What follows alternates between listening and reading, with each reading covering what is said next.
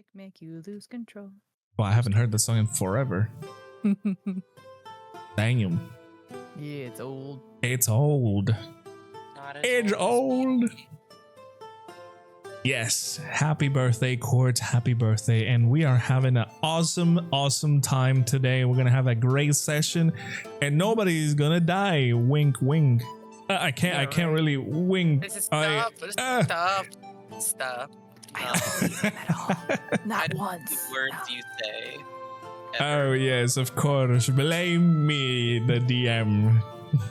Always, actually, yes. You can do whatever So you want. mean.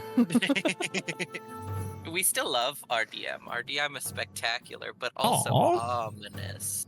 And Very. he has to be punched at least. Wow. times a day. Okay, I see how it is. All right. Okay. Violent Yes. tendencies in this At chat. least 2 times. It Like, is a Cannot believe it. veterinary requirement for cats. Okay, it's a veterinarian requirement. Okay. The DM stole my lunch money. Shut up about that. Okay. Shut the fuck Thanks, up about Ross. that. That's so true. If it helps, I stole his lunch money. So That was Zarala's money. yeah, so I I'll steal stole it back money for from you. both of you. Is this a circle? The vicious circle stolen money. of stealing. Too I bad. think this is just what money laundering is. All the theft. I mean, kind of. Let's see. Well, everything should be ready. I think I have all of it. Let me see. I probably forgot a few things, but it's all good. It don't matter. We're here to have fun. Okay, I'm back. Welcome back. And now that you are back, everybody, say hi to the people on the YouTube VODs watching. Hey, Hi. Bot Squad. Hello. Hello, Bot Squad. Hello, YouTube. And I love you. people on the VODs better be wishing Quartz a happy birthday. He is well, today, 8th of December. Because I don't know when this video is gonna be uploaded. It's all right. She's 20 million years old today. I'm Congratulate 24. her on It's her all good. Yeah. 24 million. Totally. cosmic ascendance. Wait, 24? No, I'm not. Oh, okay, I was about to I'm say. 34. Ah, hey. Oh, that's scary. Hey, it happens. All right, how about who wants to roll me a d4? Okay. That Alrighty. requires Someone me to get beat me into to it. the thing. There we go. Oh, yeah. Yeah. Make sure my audio's good. Headphones You are kinda all loud. doing great. Ooh, number 1. Oh. Who do we have here today? Chords. Oh, Why God. didn't you tell me what happened last time? Yeah, you little elven finagler. What? Tell us what happened because I forgot some of it. Okay, I can remember bits and pieces. That's because I fine. don't have the best memory. I know we were all pretty much we got separated. So I basically Taurin and Galarian, they went on their own little dates on the side, and then the guys, everybody else, was off into a tavern where they were able to meet 2 characters. I can't remember their names. Like dancers, I'm assuming. Mm-hmm. I believe they exchanged information. I can't remember what the information was though, sadly, so I do apologize. And that's all I remember, to be honest. Hey, that's fine. That is all fine and dandy. That is all good. I'm put on the spot. I forget things. I know. Hey, it happens. It happens. But yes, the group was split 3-1. Obviously, lovely Taurin went out with Galarian, the Lord of Galranthier. They went to pick up her order from the blacksmith. Well, it was more like the leather worker, but yes, to the forge, to the Galranthier forge, the place where the order had been placed. and they were having a fun time. And while the three gentlemen of the group were trying to look for answers for Ambrose's master. And they were looking around and they decided to go to the plaza, and they found themselves a very colorful group of entertainers. Sorry. Yeah, they just met him. They saw how well of an act they can play. And that is about it, pretty much. So, I ask of you, groups, who wants to go first? I think team investigation should go first. Do it. All right, team investigation should go first. Correct. You guys, as far as I remember, were heading back into the tavern to see if there was something of the matter. But then again, as I said, you got stopped by the colorful act of these bards. And you got some information about the whereabouts of the master. You heard that the master was spotted, or at least somebody that resembled the master was spotted near the town of Galvathir, the Dwarven Mountains. But that is all kind of information you got. So now you are standing in the plaza as the entertainers have picked up their stuff and they're just moving to another side. What are you three gentlemen doing? We are going over to the Minstrel and Cask. I'm pretty sure is the name of the That inn. is the name. Correct, yes, the Minstrel and Cask. I'm happy you remember these things because I forgot. Oh boy. I knew it was some kind of like entertainer and something like a barrel, but I was like, I don't think it had barrel in its name. Yes, correct. And no, indeed, you were going into the the place is open. It's a tavern. You guys can just walk in. You do want to go up to the what's it called? To the like bar area, like the food area. Yeah, or is there like a lobby people like hang out in? Just somewhere where there's a fair amount of people. Correct. That would be up in like the bar area. You remember there's like a little quote unquote reception bit where you guys, got identified and then you got brought into the wizard that one time. That one time. That one time that Dishonor missed because Ambrose was very badly ill with some stomach pains. Hi. Because Kipper, yes. Hi, allergy. Correct. So, you guys go in. You see the receptionist lady. She kind of, just waves at you and goes, "How can I help you, sirs?" We just wanted to, enjoy in some revelry and perhaps enjoy a drink or two at your fine establishment. We had a fantastic time. Our first visit, we just had to come again. Oh, I'm glad to hear that. Of course, I can offer you 3 a table if you don't mind.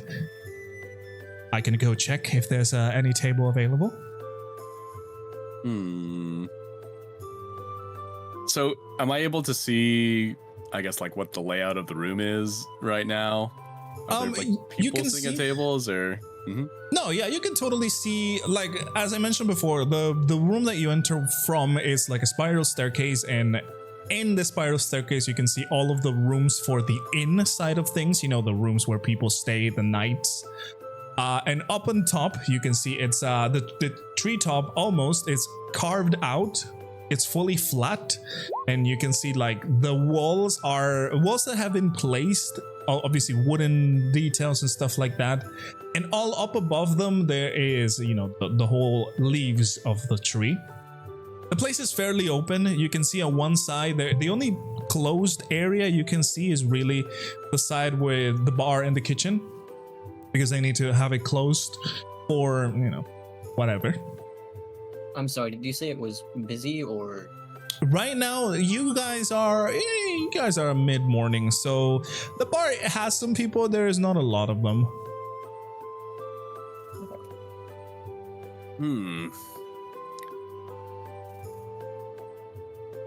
I suppose we should just start with a table. Yeah, we'll gladly take a table. The lady bows her head and goes, right this way. And she just, leads you to a table with 4 seats, of course. You guys are seated. And she says, if you want to get you started with some drinks or something, perhaps?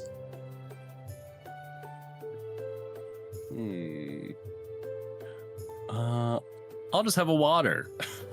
Just a water? Right, and for your companions? Have you ever heard of something called pine ale? Pine ale? I'm not really sure, but I can ask the kitchen. Okay, thank you. And for you? She looks at Ambrose. There's a moment where I almost just don't react looking down, but I will blink a couple of times and look up at her and say, just give me ale. That will be fine. Right, sure. I'll go get your orders as soon as possible. You guys enjoy, and if you need anything, don't be afraid to call. And she just walks away to deliver your orders to the kitchen. So you are sitting there with some nice elven music that some sort of bard, a musician, is playing in one of the corners. You hear a lot of strings. It's quite calming for the morning. Obviously, the place is very bright because the leaves don't really offer too much of a cover. They actually let out quite a lot of sun through. And there's breeze, so it's nice and cool.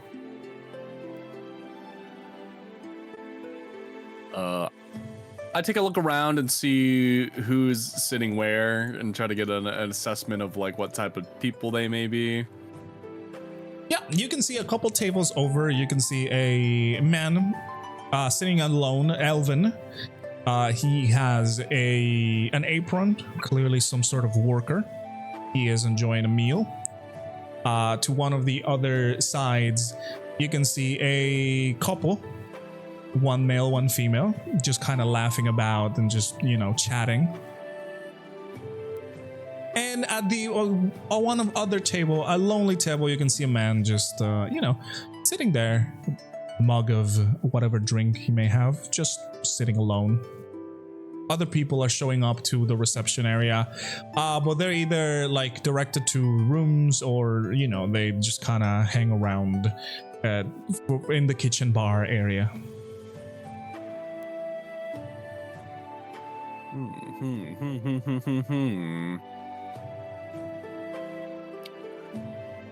Okay, so just as a refresher, real world discussion. So we're looking for Ambrose's master, or signs that they've been to the city. So we heard from Trick that it apparently spotted him along the road from... Oh god, what's the dwarven settlement called? Galvithir. Thank you. My brain keeps on wanting to mix up. I know, that's very similar. Here with it. So the last node location would be somewhere around Galvithir. Okay. So, do we still have a motivation to ask people about him? Is that reasonable? Or is it just like, okay, we found what we wanted? They apparently saw him on the road to here from there, and he was apparently closer to Galvithir, like right outside of it, maybe somewhere around it, which was, what is the distance between the two places? Definitely a few days travel. You know that from one of the edges of the land there is the vast woods with the giant willows that are the forests of Galrinthir, and at the other side the terrain starts getting more flat and mountainous at this point. and dry, and those are the dwarven settlements. They're kind of like point to point. Right, because they're kind of adjacent, technically speaking. Yes, correct. But you have, mountainous and, of course, the forests of Gal Renthir. So correct. You would wasn't know entirely actually. sure how long it would actually take. From your understanding, obviously you have traveled a little bit and kind of know a little bit. You can understand that this is a few days travel. We're talking, if you're just going on foot, it's probably a week or so. It's a little bit, yes. Did they use a carriage, or do they come on foot to Renthir? That's something we would know, or Who? oh, Trick. Oh, well, you give me a perception check for that one. Alrighty. First roll of the day. Let's go. Perception. Why am I blind? There it is. All right. 18. They are traveling entertainers. You would definitely know that they would have a carriage somewhere. Perhaps they didn't have it there.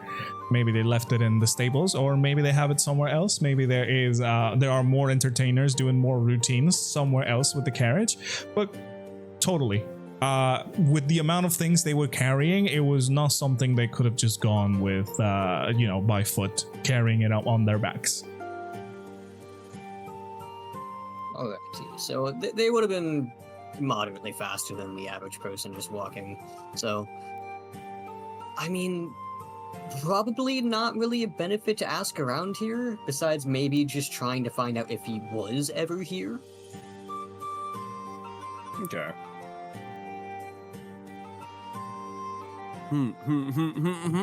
All right. We're gonna do it anyways, because I feel like otherwise, what are we doing here? And Exploding.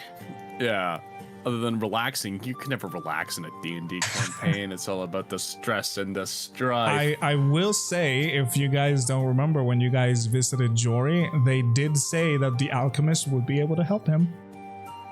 So that would be something worth checking out. Okay. Well, I'm gonna act on my instinct and talk to I'm gonna get up from my table, and we're gonna talk to the lonely man who looks like they work here, because there's nothing better than just harassing people while they're on their break on their job. Yeah, easy. Yeah, you walked up to them, and you see him. He's eating, just kind of looks up at you and just nods his head as he continues with his food. The man, by the way, it's an elven man, blonde hair, tall, a little bit burlier than the usual, obviously wearing an apron and some simple linen clothing.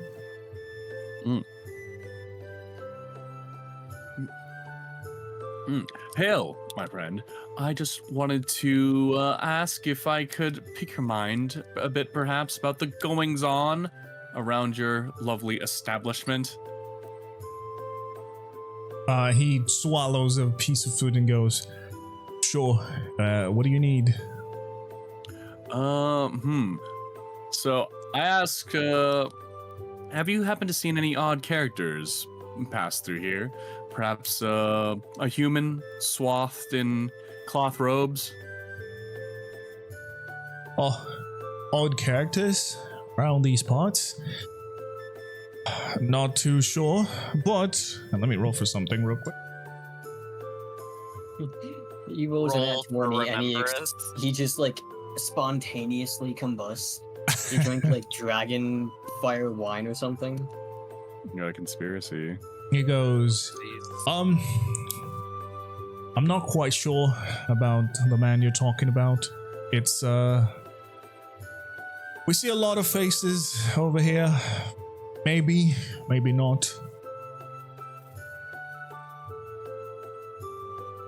That was certainly helpful. Do you know where they were looking I'm gonna something? whisper that, not like say that like to his face. Well, myself and you are technically still at a table. Yeah. So you Well, technically Well, didn't my really bunny ears. yeah, Rexmoa will just take that at face value, and then I'll ask my follow-up questions like, well, I don't mean to pry, but I was curious about your local lord, Galarian. What's your opinion on him? Well, the man's a warrior and sticks for his people.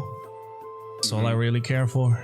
Not like the high council. If you ask me, I don't really fancy them. You know, rich folk. I completely understand your sentiment, my friend. And I was also just curious, is he due to marry, perhaps? I'm sure that, you know, a lord like him has many political prospects. As far as I know, the man's married to his job. I don't know of any lady. I was about to say, I heard that he's married too, and I'm like, oh no. So he's a rather gallant fellow, correct? No history, no dramatics there, no womanizing. I'm sorry. Are you interested in Lord Galarian? I'm interested about him, perhaps. And I am Rexmoa. Like he tilts his head down. On his face. Just curiosity from a out of towner. You know. Oh well. Kind of odd question to ask, but sure. The Lord here is it really has not been known to have many lovers. He is, after all, kids. I don't know. No family. Lord was chosen after the last one sadly passed away. He had the merits to become the Lord. He chose to become no it. suspicious circumstances there? He tilts his head a little, just kind of, you know, looking at you. Like close to accusation level. Do you know something about the Lord that we don't? I did not mean to imply anything, my good sir. I am merely looking out for it is within my interests that his character be righteous and virtuous. This is protective dad mode right now. All right. Well, if you want to talk to him, I'm sure you could see him around town. He is not known for staying in their castles and towers. But if you did have a child and they happen to be a daughter and they happen to have fur, would you trust this Lord Galarian with them? Wow. That was on the nose. That was very specific. The man looks at you a little shocked and goes, I'm sorry, your daughter is courting Lord Galarian? Huh? I said nothing of the sort, my good sir. Let me ask the questions here. Oh, roll me an intimidation check for that one, please. Just for the funny. Either me or Ambrose needs to go over there and calm down Lizard Dad. Okay. I'm not trying to be intimidating. Right. It was just for the funny. He goes, oh, right, okay, sure, whatever you say.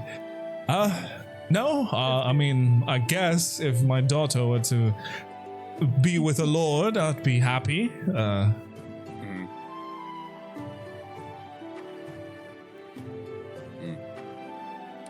Okay. Rexmoa breathes a sigh of relief and says, well, thank you for your time. Keep up the excellent work. I'm sorry to disturb you during your break. And I will continue to enjoy this fine establishment which you help run. And I will return to my table. He is looking at you very suspiciously as you walk away. I don't even notice. Yeah, mission accomplished. And then I tell Kipper and Ambrose, like, unfortunately, it doesn't seem like your master has passed through here. I'm gonna look at Rexmoa and be like, Rex, we're gonna need to leave this place a big tip. Yes, that is correct. You could always use more improvement, no matter how fine your establishment is. I will take notes on the quality of their service and give them feedback. I was saying it more along the lines of how you were almost interrogating him over there. Oh yeah, by the way, as this conversation with Rexmoa was happening, the lady brought you your orders. Kipper, they didn't have any pine ale, but they just brought you normal ale. Oh, And everybody else got their it thing. tastes like beer.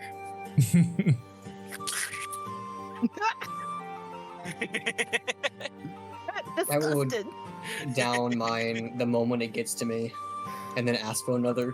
And I'll say when Rexmoa gets back, I look slightly better, as Kipper would notice that I was eavesdropping on the conversation between Rexmoa and the bartender, and it seems to have gotten a little bit of a laugh out of it. He's being a protective dad after all. Yes, yeah. So I'm definitely happy to see how protective you are of Taurin. What do you mean? That was like the most emotionally invested I think I've seen you in a large while on our trip. Past anything wizard related. No. Wizard related. Rexmoa doesn't respond, but he begins to ponder Kipper's observation. And takes a sip.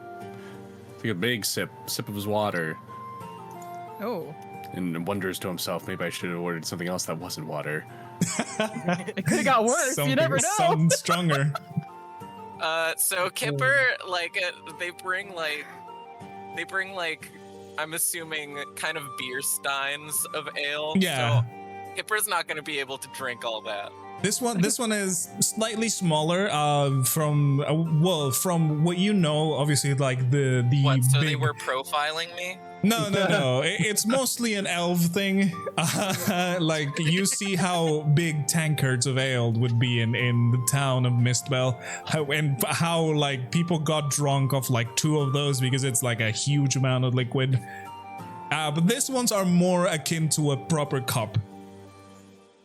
They're still a little bit larger, but it's still a cup. I'm still not gonna drink that much of that. I think Kipper just wanted like a sip of something. Mm-hmm. So Kipper's just gonna like push over his remainder of ale to Rex and be like, you mind nursing this for a bit? I think I can't necessarily take this.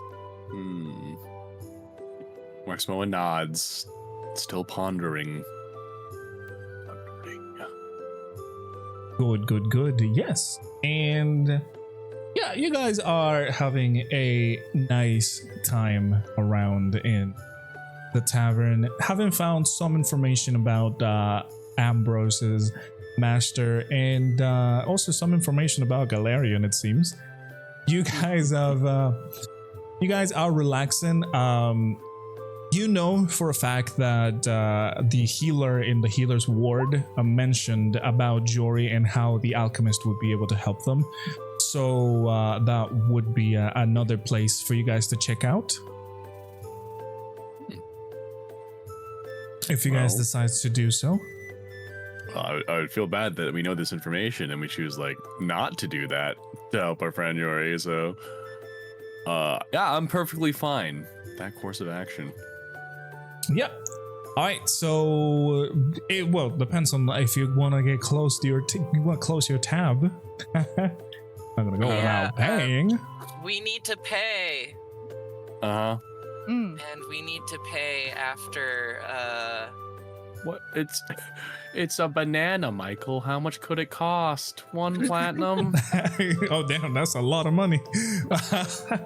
No, if you guys are gonna close out, the innkeeper lady would bring the last ale for Ambrose, and we'll tell you that the tab total for your 3 drinks and the water is 16 silver. Okay. Okay. They make you pay for water? What? Oh my goodness. Do we have an item No. receipt? How Rexmoa will just leave a single gold on the table. Over and you leave gold. No!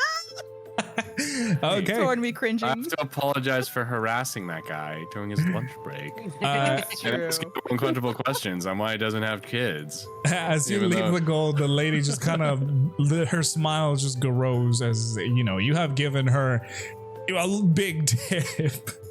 That is a lot, much more than what, she was needing. It's alright. They can't even buy me a potion of invisibility. What's the point? Oh wait, did we meet? Is the alchemist a separate person than the people we met before? Wouldn't you like to know?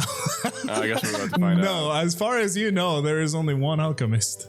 Oh. And it is the lady that you met before. So there's the It's all right. alchemist, and then there was the scroll man. Yes. It's alright. Ambrose wasn't there. We can just Oh. pretend Ambrose is a completely different person. You know what? Fair You enough. just reminded me. He was not there. I need that love potion. How True, much is a true. love potion? Oh god, I gave you the details. I don't know if you need the love potion, to be honest. I feel like Yeah. if he finds out that you use the love potion, it might Yeah, just backfire on you. Have you ever read Harry Potter? You're gonna have a fucked up Voldemort child. Oh no. Oh Dun, no. dun, dun. Aw. You never know when you can come in handy. I just say it. I mean, yeah, dude, love is a powerful The thing. child or the potion? I don't know. Both, I guess. All right. Yeah, we can Go. make our way towards the alchemist. Okay. Gosh. And We're as you gonna ask can... people questions on our way. All right. Yeah, Go for it. we're gonna shake people down. What kind of questions are you going to be Rexmoa. asking? I'm asking about Galarian's dating history. Okay. Here we go. Let me roll some. Let's- Let me roll some for the funny. I look for the regalest looking person on the street on the way, and I ask him for the most salacious rumors about Galarian. Okay. we Okay. Need to find. What about Ambrose's men? Oh yeah, it's meant to. We're on the way. We're on the way. Don't worry, I'm not detracting too much time. I assure you, guys this is are important. Okay, so you as you go out of the place, it's not you don't take too long to find a lot of like regal looking people. After all, elves all look nice and tidy, but some of them do look a lot more than that. And you approach one of these people. There are two ladies walking about. Again, elven, blonde lady, beautiful dresses, like looking very, very much from a higher status. Oh wow. Elegant. Elegant, yes. Kipper's thinking of whether he's gonna need to pretend he's not with this group or not, based they on were- how the conversation goes. They were popular. Yeah, yes. They were the popular. Popular. They were popular. Correct. I did it. So yeah, you approach them and they kind of look at you, like, you know. Hmm.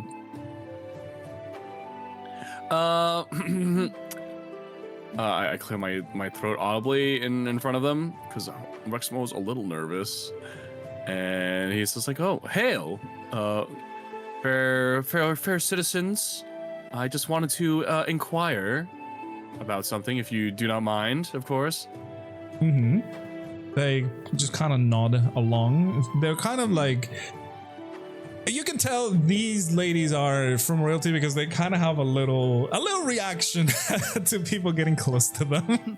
Oh. What kind of reaction? They're like, oh. Well, Rude. he's a monk. Yeah, So- especially, you are a monk. You're wearing robes, followed by an armored bunny guy and a rock man. I mean, the armor's under, it's chainmail under my shirt. They True. can't see that. You have a normal shirt with some armor. You still look kind of bulky though. No. I look bulky. Yeah, hear the Ambrose chicken does look a lot bulky. And she goes, what do you like to know? If you need some information, the guards are around the town. Well, I think I require information specific to people of your sophistication and caliber, as it were. No offense to the local law, of course, but the questions that I have to ask require a different wealth of knowledge, if you will. Oh my goodness, you sound so ominous. What is it? The both of them are now looking at you, kind of curious. I just wanted to. I just wanted to inquire as to how well you know Lord Galarian. The ladies look at each other and they go, Lord Galarian? Well, we know he is a very handsome man. What are you looking to know?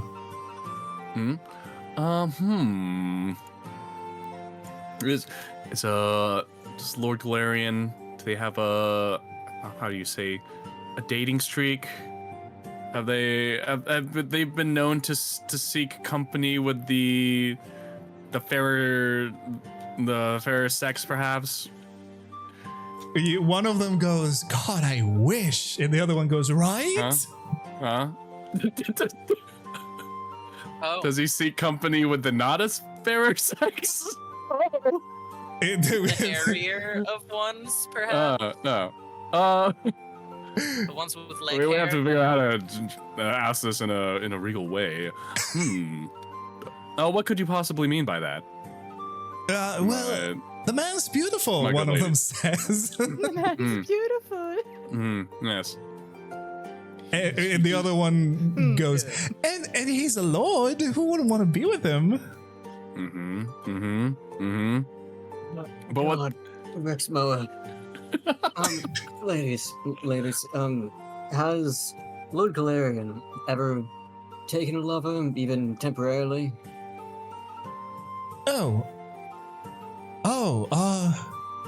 Well, yeah, there used to be a person a while back. How long is a while? They kind of look at each other. At your question, they kind of look at each other, and they go, "It's a few years, maybe. We were not keeping track after all. The wars and everything that happened. He stopped pretty much dedicating himself to the royalty." Okay, well, at least Taurin's not a rebound. I suppose a man of his stature does have many dealings to keep in mind. Well, I can tell that my companions perhaps would like to move on from this topic of conversation, so I will be greeting you all. Farewell. Thank you very much, ladies. Water's blessings. And as you go to leave, one of them just grabs you by the arm and she goes, wait. What do you know about Lord Galarian? Kipper wants to gossip. He's hot, that's why. Thanks for asking. No, Oh man, I'm trying to think. Sorry, character building moment. I'm thinking. Thinking, how do I want to approach this? What does Rexmoa think of Lord Galarian? That was the question, right? Yes. What I'm do a you little know worried about him? Because I don't want you to scare noble ladies on the street. Okay. Do it. I'm quite aware of his reputation around these parts. Very well regarded. I just simply wanted to verify myself. And it never hurts to hear the will of the people, as it were. Don't you all agree? The other lady that's not grabbing your arm goes, you seem to want to know a lot about him. Perhaps are you trying to date him? Okay, I'm gonna like nudge Rexmoa and just be like, okay. Generally, women in high society, they kind of need to be thrown a bone. Money doesn't mean anything. Gossip means everything. Are you whispering this, Kipper? Bip. Yeah. All right, let me roll something real quick. All right, you're good. You can tell they have not noticed. Okay. Oh, okay. Oh, okay. Well, I have tiny rabbit mouth. They can't hear me. Uh-huh. Well, I'll just say, ladies, I'm flattered that you think I would be a fitting match for the Lord Galarian, but I will have you know, I am married with a child. As a matter of fact. One of the lady that's grabbing your arm goes, well, you wouldn't. I want him. The other one goes, no, I want him. Oh God. I'm sorry to burst your bubble, ladies, but he's currently courting someone. Both of them at the same time glare daggers at you, Kipper, and go, "Who?" And with that, I'll leave you on that. Have fun. Thanks. Don't start rumors that we don't need. Can Hey, we you just guys have- assume that we're just walking away now? Yeah, you're trying to walk away, and they go, "Wait!" They're trying to chase you down as you guys are walking away. What kind of surroundings are we in? You guys will be near the main plaza, so it's like a big, just a big area. Obviously, the minstrel and cask is near this place. You would see the bridges to go to the river, through the river, and the crafters' quarters on one side. There is the castle side on the other side. There's the more living areas on the other. All right. Character sheet. Plan. Formulating plan.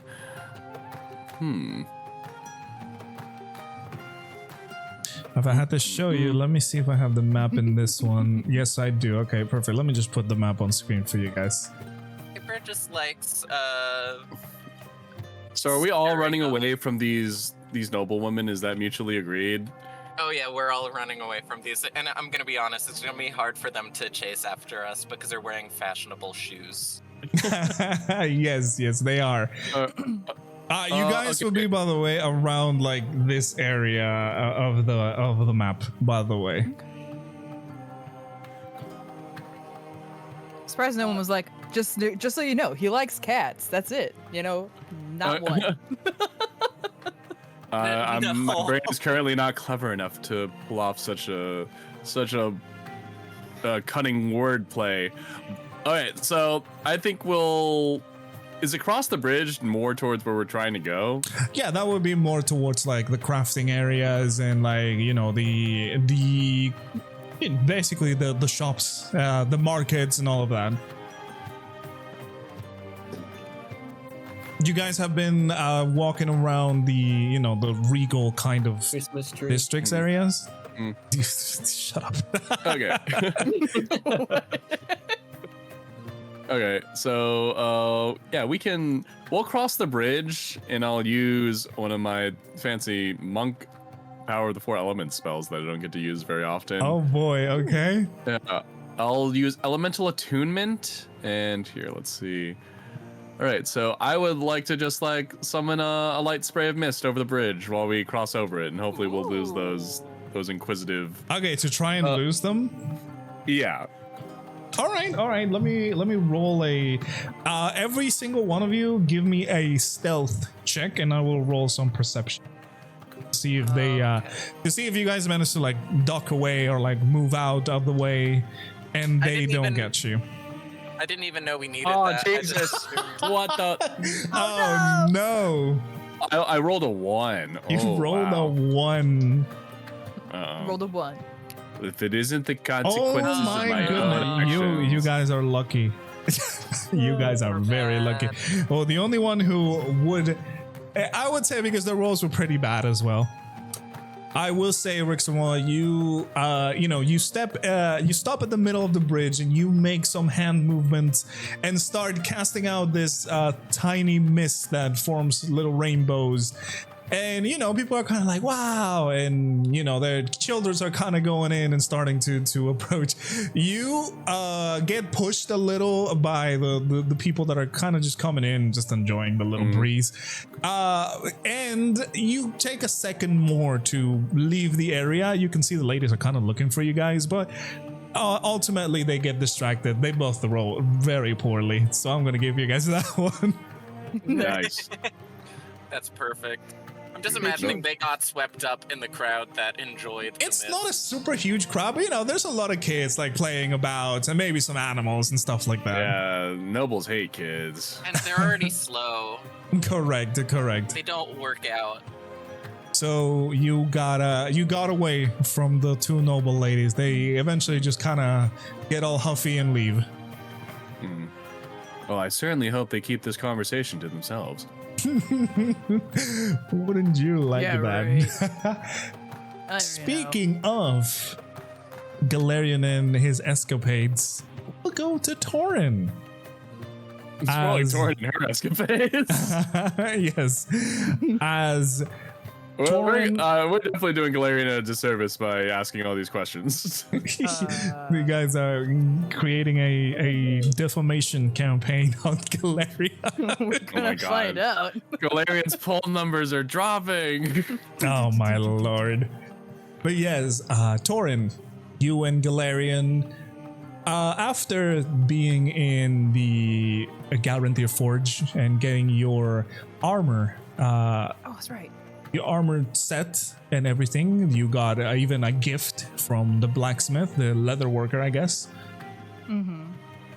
And now you two were headed towards some area where you can practice sparring. So, you guys wanted to test out the armor. And you Yeah. arrive at the guard area. You can see there's a few guards just kind of relaxing around there. Most of them have already gone doing their duties.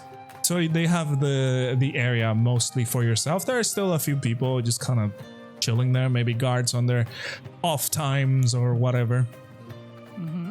Galarian takes you to the center of the little like ring. You can see like target practice, and there are some like like mannequins for fighting and some other stuff over there for normal practicing.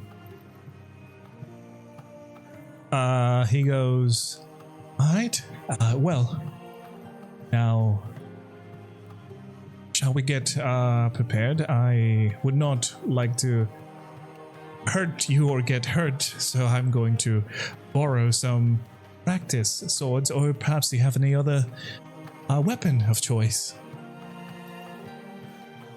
Oh, haven't done a good sparring in a while, Taurin would say. So she would agree Okay, sword it with the is then. swords. Mhm. And the man just goes over to like one of there are some crates littered around, and you can see he opens one of them, just picks up a couple swords. They are still metal, but they're entirely dull, so no limbs are gonna go flying everywhere if things go there. He gives you one of the swords, and he keeps two for himself. Oh, he's a dual. Okay. Correct. He takes a few steps back and just kind of gives you a very elegant bow as he pulls out the two swords and takes a stance. So how is this going to work? He says. Are we going for a score system? 4 to 4. Best 2 out of 3. There you go. Sounds good. A first contact, I'm assuming? First contacts, All right. if you can. Oh, he grins at that and goes, all right. Well, ladies first. Okay. Well, this Eh. is gonna be fun. So I'm gonna obviously have Taurin step forward and try to, do a little lunge Okay. to kind of like test. How we're gonna Is, do blocking? this? Yeah, exactly. So- How we're gonna do this is basically gonna be a contested roll kind of Okay. game. You're gonna roll me a d20, and I'm gonna D20. roll a d20. You can Alright. add your your strength or dexterity modifier, however you want. And I will do the same for Galarian. And if your roll is higher than Galarian's, it is gonna be a hit. If not, it's gonna be a block. Okay. And same for you. We're gonna do this a few rounds. Oh well, best out of 3, pretty much, and we'll see what happens. Okay. So for sure, it's gonna be a D20. Yep, the plus either your strength or dexterity, however you want to use it. So, okay, so D20. Oh, well, I just tapped it. So, All right, that's a 10 plus. this dexterity, we'll go with that. How much is that? My dexterity is going to be. Where is my dex? Strength is a 2. Okay, so be a 12. Okay, let me roll for Galarian. All right. So as you go for the lunge, Galarian moves his shoulder as he was about to lean down, and his sword goes underneath yours, and with a flip of his whole body, he just parries your sword, and you guys are now shoulder to shoulder in front to one another. Hey. As he has deflected your blow. He just kind of smiles at that and just gives you a little pushback. Okay. I guess she'll just kind of like twirl away, like, all right then. Yeah, you can see him. He kind of laughs and goes, well, "Not bad, not bad. I'm kind of curious of how you fell that beast with such with your strikes. However, I feel like you're not showing me your full potential." Oh. Okay. You can see him flip So- his sword, and now it's his turn to attack. Right. And now go. he is going to. Yikes! Okay, that's a big roll. Okay, Taurin, roll Great. to see what is going on. So I gotta roll another 20 then? Yep, another 20, same thing. Strength or dexterity. I believe in We're you. just gonna deal with that. Oh no! Oh, okay. It's a 3. Yeah. Oh, sweet So, man, Magdalene. I'm gonna We're go getting down. all the good rolls today. Okay, this one's gonna be funny. Okay, so Galarian, he rolled a dirty 20, by the way. Oh, that's not fair. I did not make the rules. He rolled a 17 and he has 3 You did dexterities. make So the rules. You rolled a dirty 20. Like, he what? rolled a dirty 20. So Oh. the man, he flips his sword and just turns to one side to face you from the side and just kind of, tries to slash you with the sword that you're going to block. And with the other sword, he uses it to like hook yours and just pull it to a side. And now you are facing away from him, but the twirl that happened when you push your sword pushed him towards you, but you're kind of against him, as Oh, awkward. yeah. You're kind of against him now. You're like, And well he- then. Yeah, and he laughs again and goes, "Oh, come on." Don't Taurin be kinda afraid gets a to little hurt flustered me. right there. Well, I would want to, of course. She would say, as she tries to, of course, to reposition herself and then try to gain her stance again, basically. All right, I will say though that was a hit from Galarian though, because you It rolled was? lower. Yeah, so he All is right. 1. How much was it? A 1? No, you don't take damage. This is a sparring practice. You're basically 1 out of 5. Oh, out of Best out of 5. Oh, best out of 5. Sorry, that would be 1 out of 3, I guess. So 1 out of 3. And There we go. he does give you the chance to move back, obviously, and then prepares himself with both swords again, waiting for your attack now. Well then. Okay. What would she do at this point?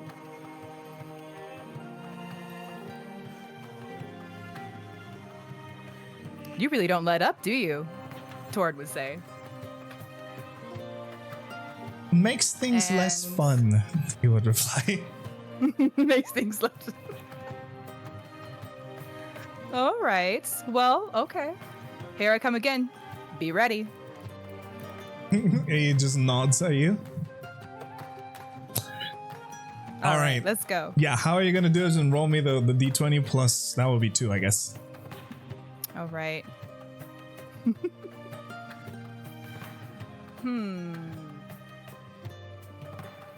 So maybe she can do like a little trick of the feet, possibly, kind of be like a little swift. Okay. Yeah, like a And little then- feint. I get it. Yeah. Yeah, like a little trick of the feet, maybe to kind of like dupe him a little bit. Like think she's gonna go left, but actually she's gonna go right. You Okay. know what I mean? Yeah, all right. And then she'll try to go in for, just a little The stab. stab. Okay. Roll for your attack. We'll see what happens. All right. Let's see what happens. Ooh, okay. Aw. Ooh, okay. So Let's see what happens. you move forward, determined, sword in hand, determined to go, and you start your feint to the left, and then immediately are going to move to the right, and Galarian does fall for the left one, but he does have two swords, so he blocks to the left, but obviously the other sword goes to the right, and your blade is, it goes to another side. That was not a hit. Nah. Okay. And Taurin would just kind of smirk and go, well, you're really good at blocking. That's for sure. And just do like a little wink. Alrighty. And then Galarian is going to do his attack now. Alright. Oh. Roll for your defense. It's gonna be another 20, right? Yeah, another 20 plus 2. Well, strength or dexterity, Don't but fail me now. dice Go on the invisible gods. dice. Come on. The digital dice. Oh my lord. What's with these rolls? What is with these rolls? Some things just weren't meant to be. Darn. Things were not meant to be. So again, It's okay. Galarian goes in forward. He is going to attempt as feint like the one that you did. A little bit different though. He is going to, start slicing and making you block the hits.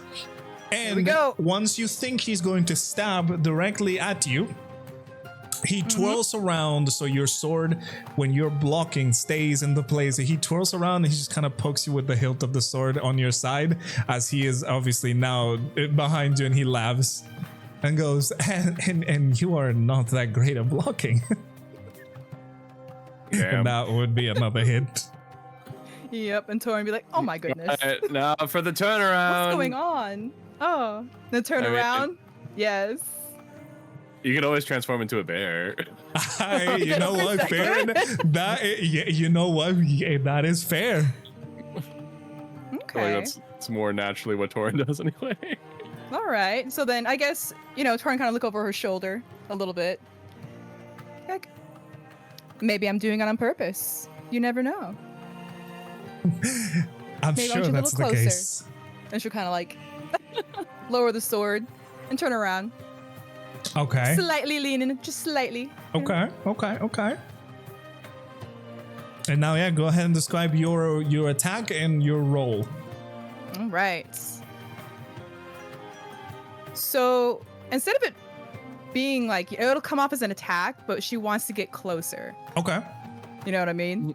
Oh, Maybe kinda, okay. Maybe kind of coming a little close. Okay. There you go. You know what I mean? Sorry, everybody. Yeah, you know what I mean. Coming a little closer, like arm, kind of like sneaking arm around the waist, kind of like Okay. kind of move. So Understood. we'll try and do that. All right, go ahead and roll, and I will roll as well. Heavy All right. weighs the crown on the head. Right? Oh, Dude, Taurin, I'll try. you are rolling that. You know what? I want to make you roll again, because that is 2 1s and a 2. That is so bad. I'm gonna Just nervous. I'm gonna make you roll again, because that is just unlucky. Well, by the grace of the DM, he said, roll again. Roll again, yes, please. Okay, all right, there you go. That is a dirty 20. There we go. Okay, that's fine. All right. So how would you describe it, Taurin? How would I describe it? Yeah, Well, what are you doing? Of course, as he's trying to block, she'll try to find like a way to get in between blades, and then just maybe with her left hand that's free, she'll come in and kind of like come in close, like where they're kind of like shoulder to shoulder, but like facing each other. Okay. Kind of like a dance move, if so to speak. Right, okay, I Kind of like understand. cumbia style. There you go. Yeah. No, I get it. Like, hello. Yeah, so Taurin, you start going with your slices, and Galarian is blocking with one sword, blocking with the other, doing some fancy twirls and spins as he is, you are starting to gain on him as, you're kind of pushing him back. And when he thinks you are about to stab him, you flip the blade to move both of his blades to the side and, throw his arms to one side, and you grab him by the waist as you say this, and he is looking at you, arms to the side, looking at you with a big grin on his face, and you just tap him in the chest with your sword. That is a hit for you. Yay! At least one win. And he goes, "Oh, now you're showing your true claws." I'm gonna be cheesy, and I do apologize. But she'll do a little purr and go. I'm The cringe. You're welcome for the cheese today, guys. What is happening right now? I'm so afraid. We should We're have left them done. alone. Huh? We should have left them alone. Give me a persuasion check, Taurin, for that one, please. I want to see something funny. Oh! Give me a freak check. Oh, okie dokie. Persuasion? Yeah. I don't know. Is that with a... Oh, yeah, that would not be with advantage. Okay. Let's see. Persuasion? All right, as you do your little growl, you hold. You can see, he laughs at this, and he holds your other hand, the one with the sword, and just kind of moves side to side. Now, kind of leaning into the whole dance thing, moving. His hand obviously goes to your side as well, and now it's kind of like waltz, kind of, pose. If that makes any sense. A nice little waltzy. Yeah. And he just kind of, flips around and just twirls you away from him because you guys are still in combat. But obviously, he still is laughing at what's going on between the two of you. Oh, love. And it is his turn to strike. All right. All right, roll me for your defense. I will roll for your attack, and I will see what happens. Okay. All right. Let's see. Oh, interesting. Okay. Eight. Okay. So, as Galarian moves forward again, he starts. He goes first for a stab with one of his swords.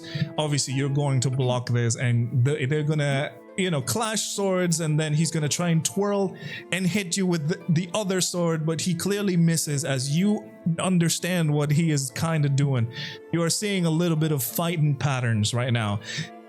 And as he misses with the other stab, you kind of get between him and just kind of push him a little bit back, and that is not a hit.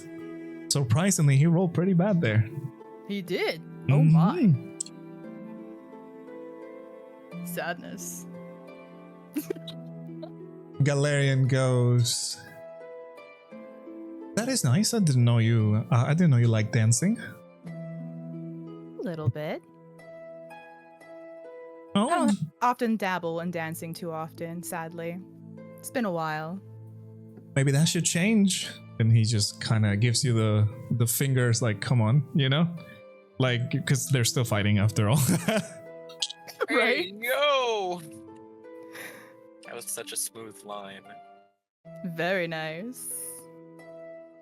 Well, Taurin will kind of nod and go,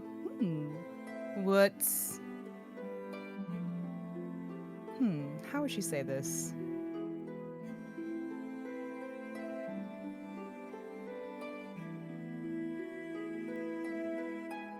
Do you have anything in mind? Oh, well, I can, not my style, but I can probably organize a party in the castle. In If the you're- castle, you say? If you're looking to dance at some point, of course. But how soon would that be? Oh, right. He looks a little bit sad at what you just mentioned. Right, you're not going to stay for long.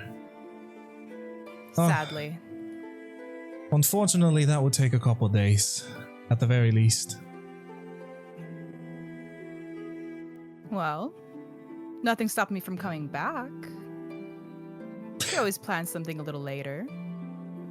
With that, he, his smile comes back to him and goes, sounds like a plan. However, for now, if I recall correctly, I'm still winning.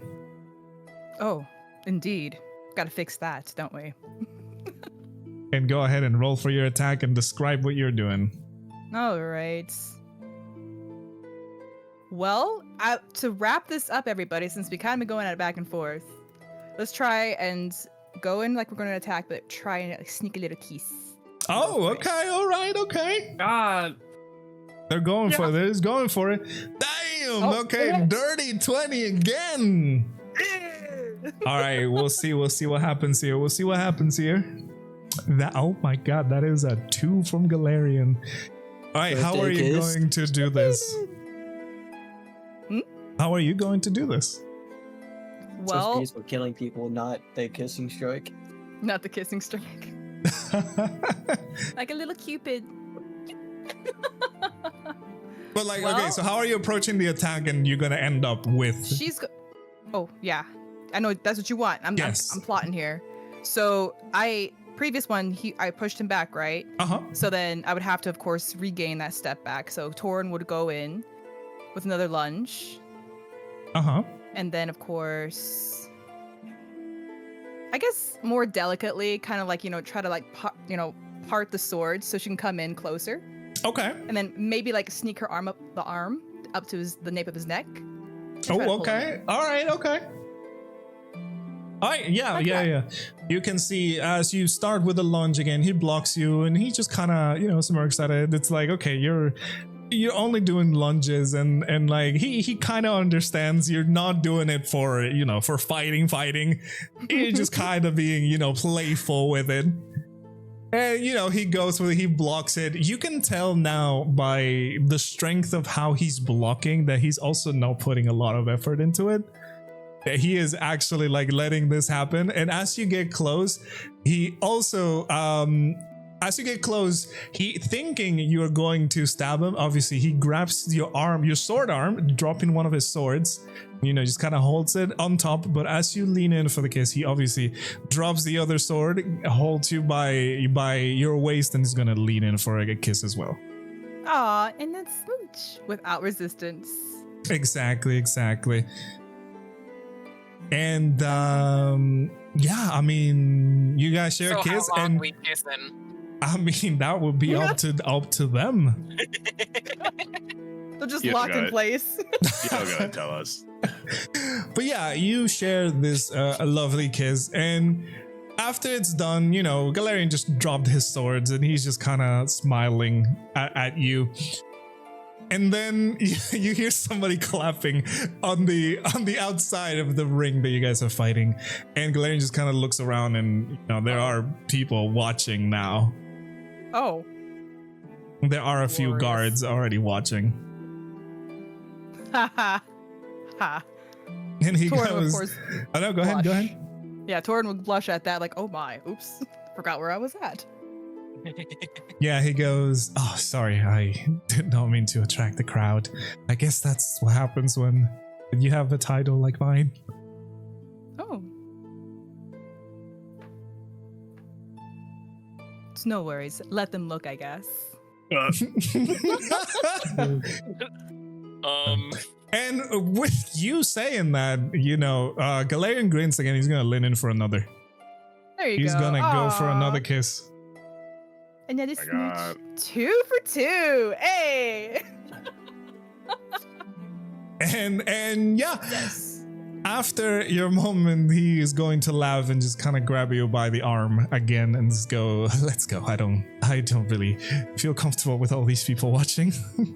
It's a lot of eyes, indeed. Especially these are all my my war compatriots. So I'm definitely going to get teased for this. And he just kind of walks away with you in the outside of their sparring area, and you can hear the typical banter. They're like whistling at him, and they're like clapping and yelling at him, and he's just like waving at them like, "Stop it," Ah, there we go.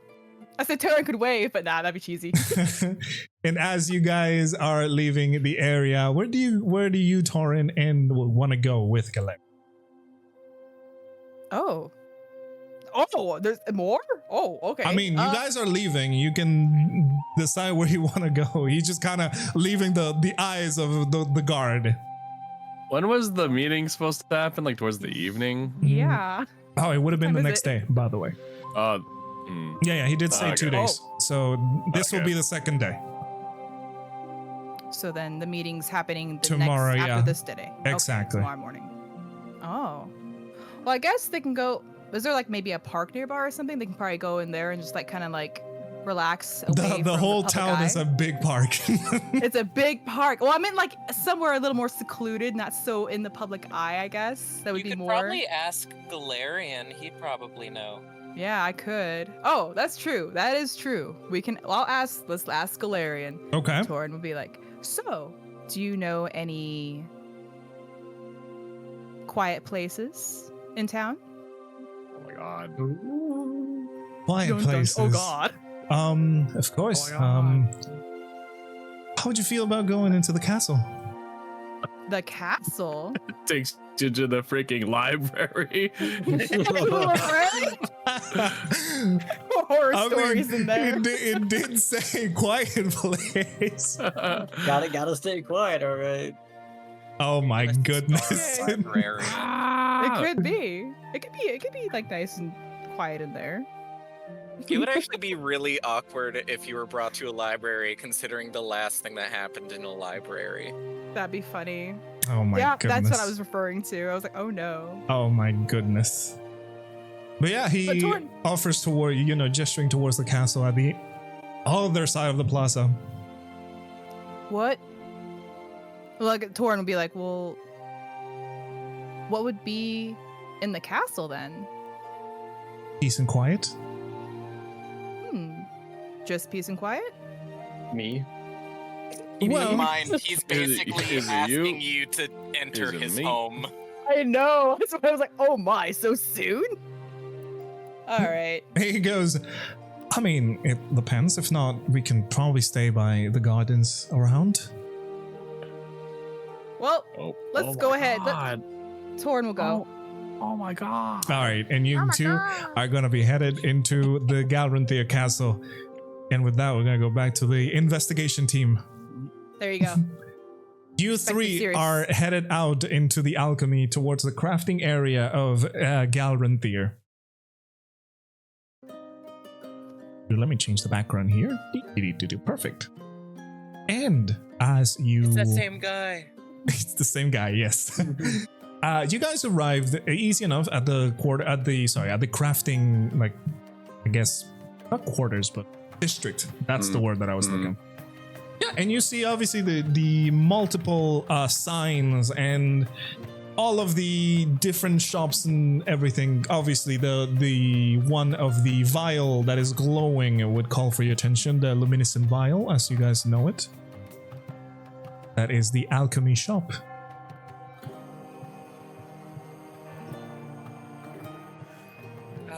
What were we gonna do in the alchemy shop again? I can't remember.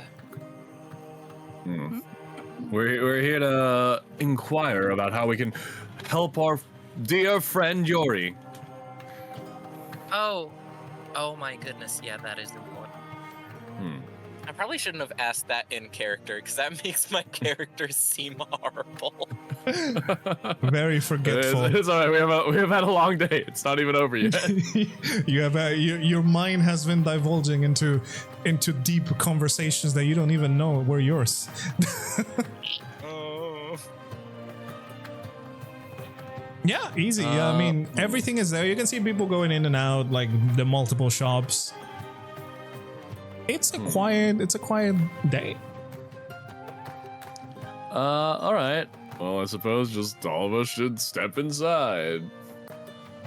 All of you are going inside? Yeah, I think that's a wonderful idea. All right, awesome. So, who's going in first?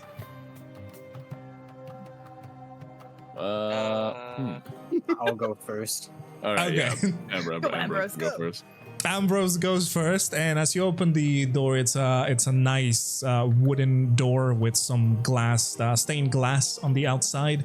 You open the door, you see from the glass on the outside there is a lady on the, behind a counter, and she's just kind of noting stuff down in a ledger. Ambrose, you open the door, you can smell multiple herbs and substances. It's a little bit overwhelming at first, but then it just kind of calms down. You can see, because you weren't there actually, you can see, and let me put you guys in the right thing. Oh, I think this is the one. Yeah, it looks like it. Perfect. You can see multiple shelves with a lot of ingredients and a lot of potions, set vials, potions, bottles. And, you know, from the ceiling, there are hanging herbs and other, reagents. That's the word.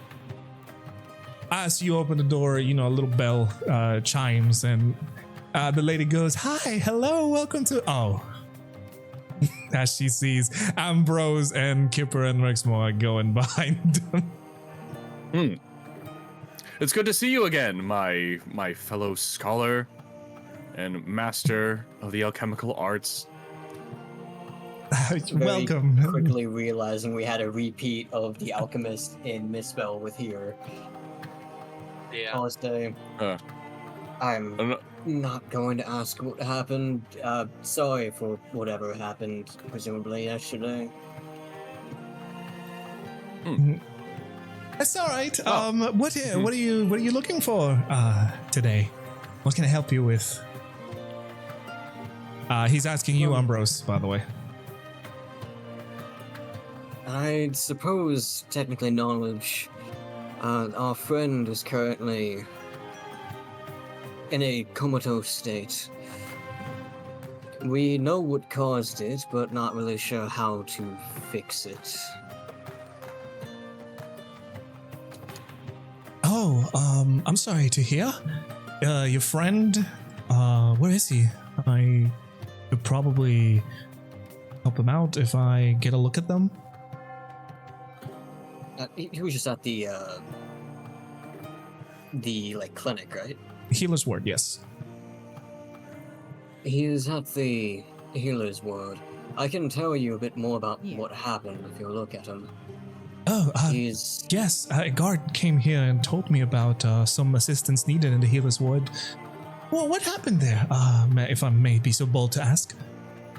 It will probably help with figuring out how to fix it. He's not in danger anymore, thanks to the healers there, but it's still worrying. We came across something. I'd almost consider it otherworldly. I don't know what it is, but it was a creature larger than most others. I'd liken it to maybe the size of a giant. Oh, a giant.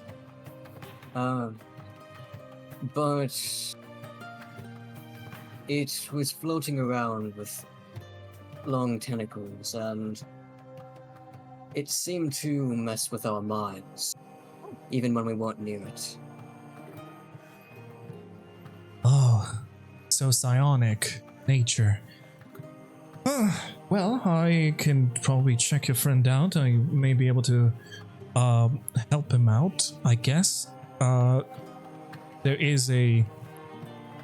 are a few concoctions that I could craft that will help your friend, even though varying rates of success, of course. I would need some time to be able to prepare them as well.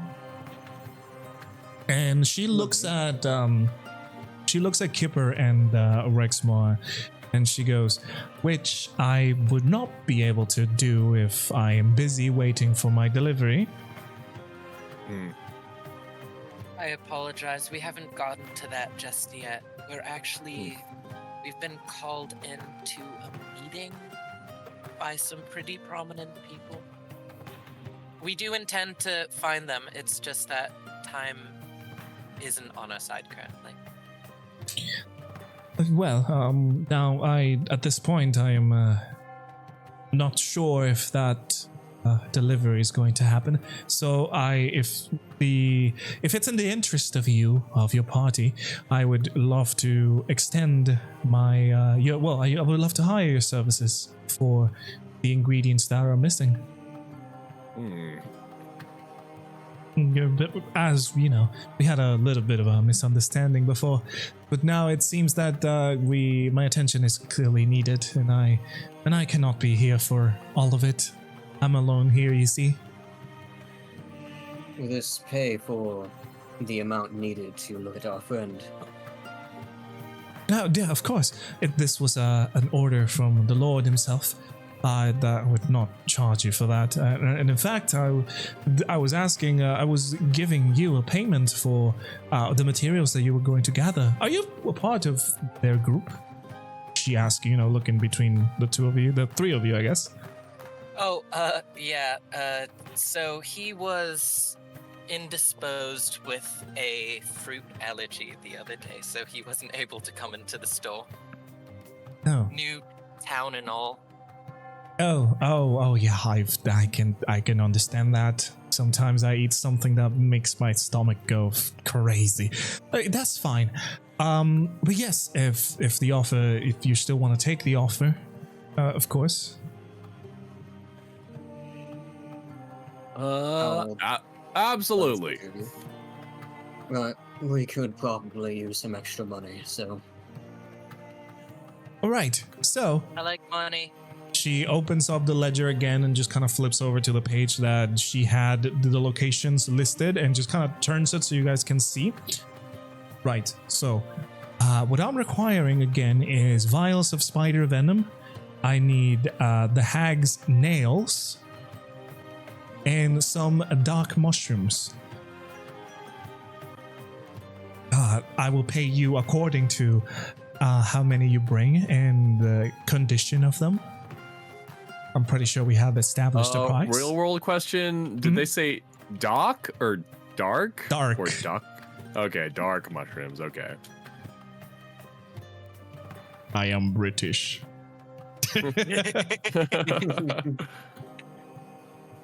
But yes, yeah. She goes, I believe we have agreed to a price. So if you people have any questions or concerns, please do let me know. Will do. So you just need the nail. You don't need the whole phalange.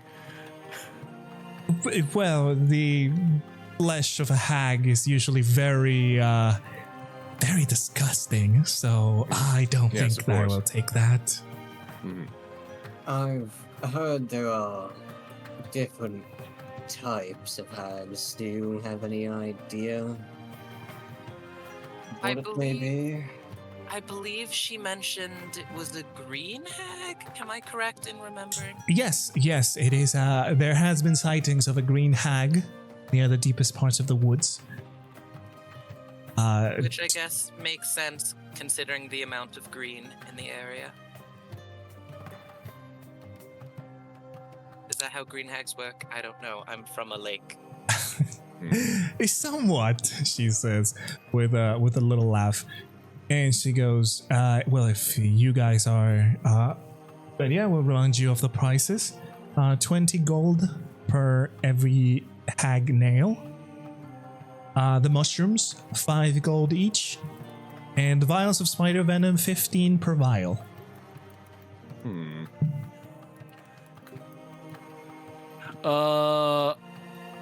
I ask, do you provide the vials, or are we supposed to provide our own vials?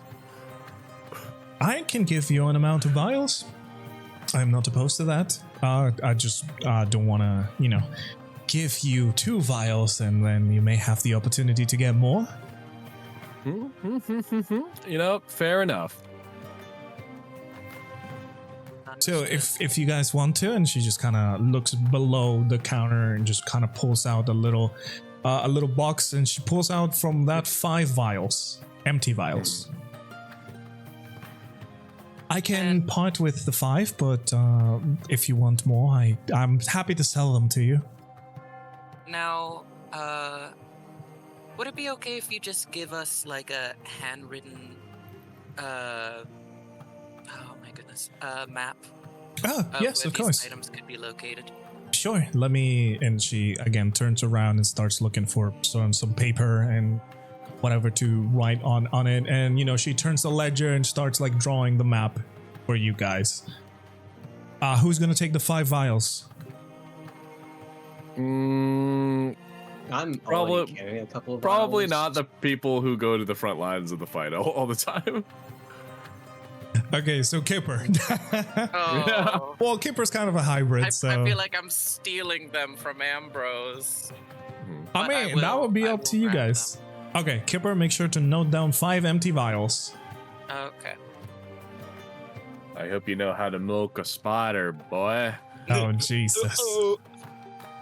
I don't like milking spiders. So Their yeah. kits are so small. A few Jesus Christ, Greeny. A few moments later, she finishes like sketching out the same map that she had on her ledger. It shows the area, the forest around Galvethir, Galranthyr in the middle. I also get confused between the two of them. Galranthyr in the middle, and you can see the mushrooms. There is a spot marked with a mushroom.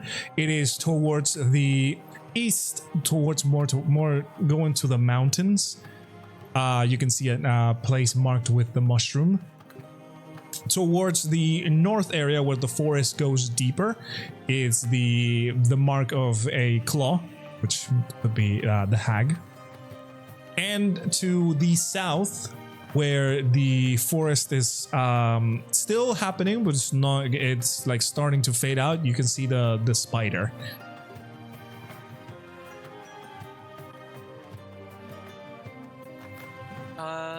Okay, is there anything else anybody here needs? I feel like we might be good with this. Maybe we can take out one of these things. I feel like it would be Rexmoa says, I feel like it would be prudent to perhaps acquire some anti-venom. Oh, for sure. And she's going to go and get you some anti-venom, and let's see.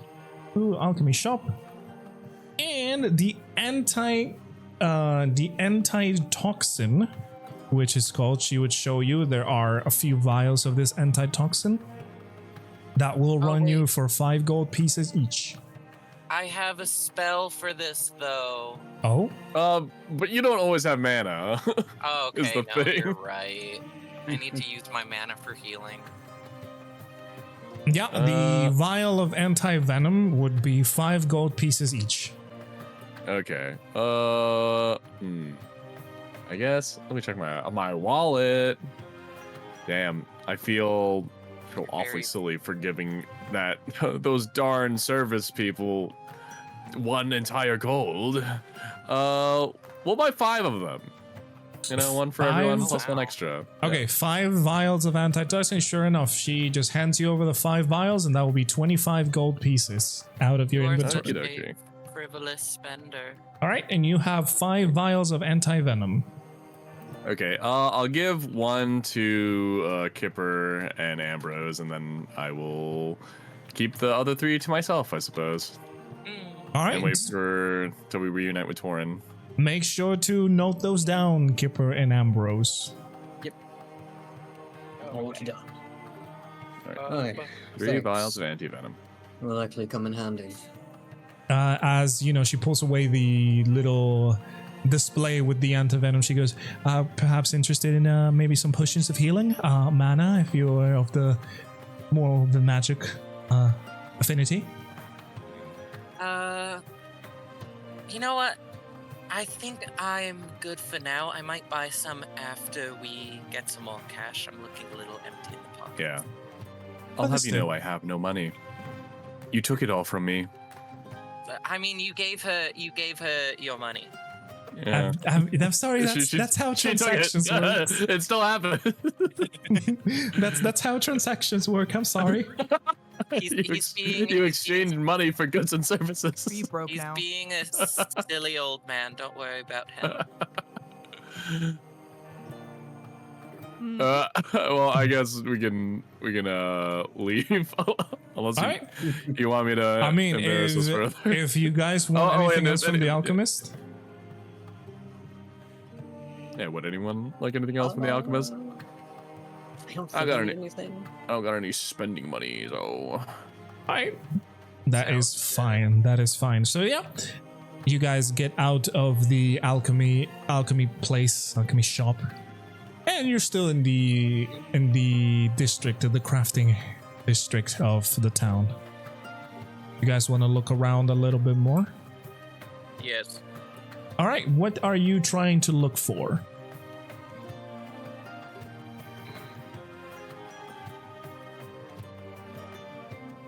I mean, I wouldn't mind looking to see if anyone, like, maybe someone who looks well-traveled, jeez, to try and inquire if anyone knows anything actually about the hag.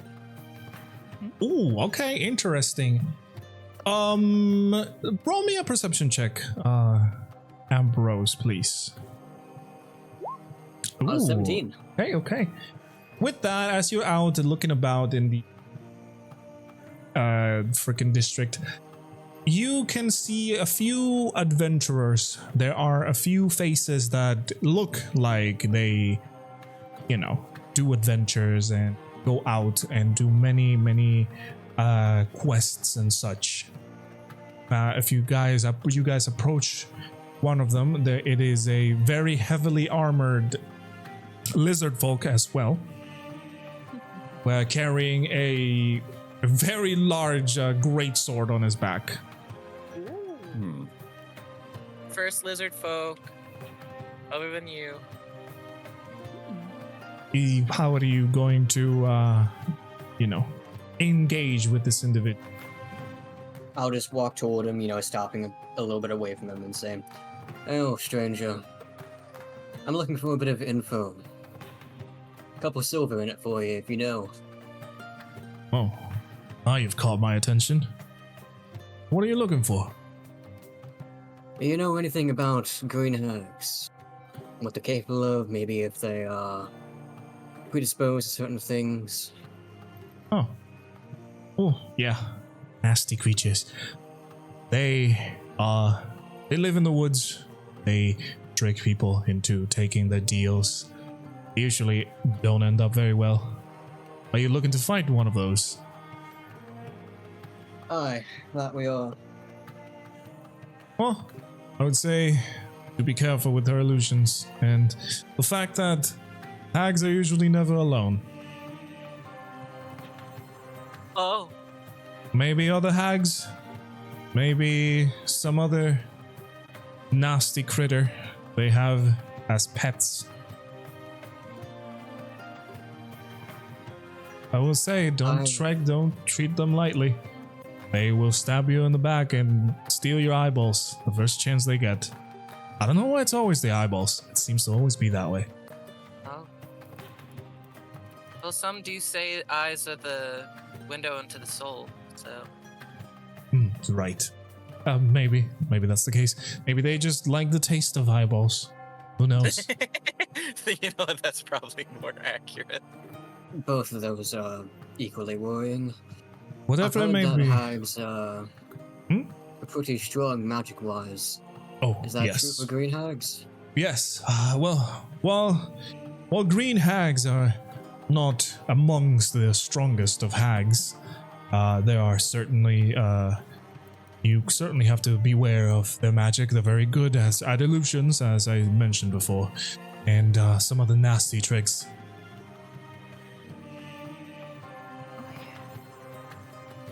Aye. That is some useful information. No Thanks. worries. No, I'll go ahead and flick a 3 silver to him. Right, he just kind of grabs it midair and just kind of bows at you and just keeps walking away.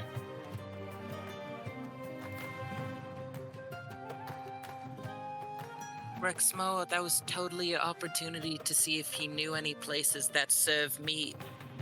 Dun, dun. Oh, are we still here? Okay, I mean, he just, you guys just talk to the guy and then. Yeah. I mean, I'll be respectful of my fellow lizard folk. I'm not particularly peckish right now. But, I'll just say hail, friend, and water's blessings. What is blessings to you, my friend? It's like, geez, Kipper, just because, we're both lizard folk doesn't mean we're obligated to have a character revealing interaction with one another. Aww, I know, but still, I'm here for the character building. Well, I will ask him, what's his business in Galranthier, since I know that it's not exactly a popular spot for lizard folk to be visiting. Well, my business? I'm just taking some time off. I was traveling about, helping people. A worthy cause. What are your business here? Sorry. More of the same. Seems to be our current task is to help out the local alchemist. Oh, right. The hag, I presume. That'd be correct. Well, careful. I do know that, well, hags offer whatever you most desire.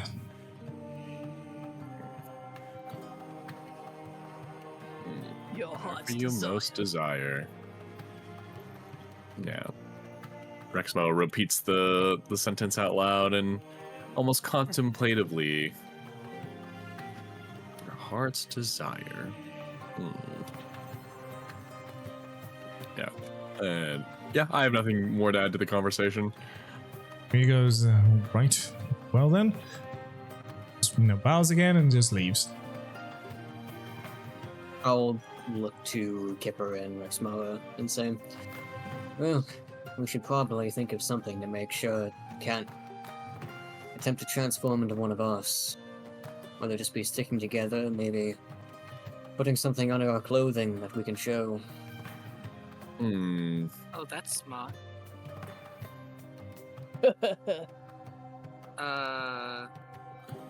Should we do any of us? How does this work rope? exactly? Maybe we should just have a verbal code. Oh, Yeah, That would perhaps be easier. that makes more sense. a secret code. I'm down for that. Yeah, secret code. Except Taurin's not here, so Taurin is in your You gotta minds tell me. right now. What kind of always secret? got thinking about Taurin. I hope Taurin's doing well. She's doing good. She's fine. Can I assume you said that in character? The Yeah. Yes. secret code. Okay, secret code. Should it be so secret that we don't even tell ZJ? Is that how secret it should be? Yeah, I we mean, up should. to you guys. Oh, that's great. Hold on. Okay, I wouldn't mind talking. I Jay, wouldn't that's mind fine. approaching it That would Are we actually just be gonna, hilarious. Discord everybody in. All right, yeah, we'll figure it out. That would be hilarious, actually. Wait, I had the perfect way to do this. Do we have to make a specific chat just for only the four of us? Yes. I mean, we can just make a thread and just What call do? it no ZJs allowed. No CJs? Okay. Fine. Forgot about threads. Oh, you guys. Greeny is not a where's CJ. the That is thread? true. I just realized I wasn't friends with Villa. Ooh.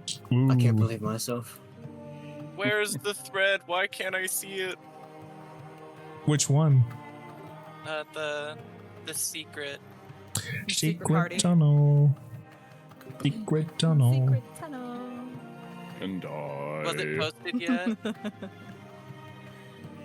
I think they're making it. Oh, okay. Yeah, we also don't have to discuss this quite right now if we really actually want to come Yeah, up I with mean, something. technically speaking, we need Taurin for the discussion. Correct. Yeah. We should come up with something good. Maybe. It'll be excellent.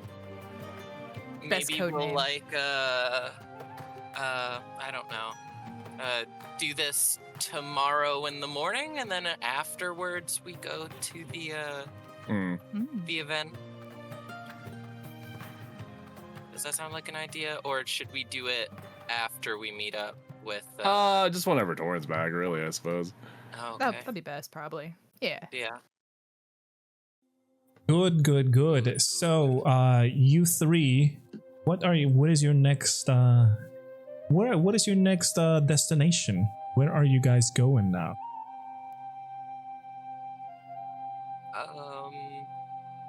We still have to ask around for Ambrose's mentor. I'm just thinking of places that would be good for it. Inn was a good idea, but what's another place? What's a place where gossip spreads quickly? A lot usually around the inns, yes.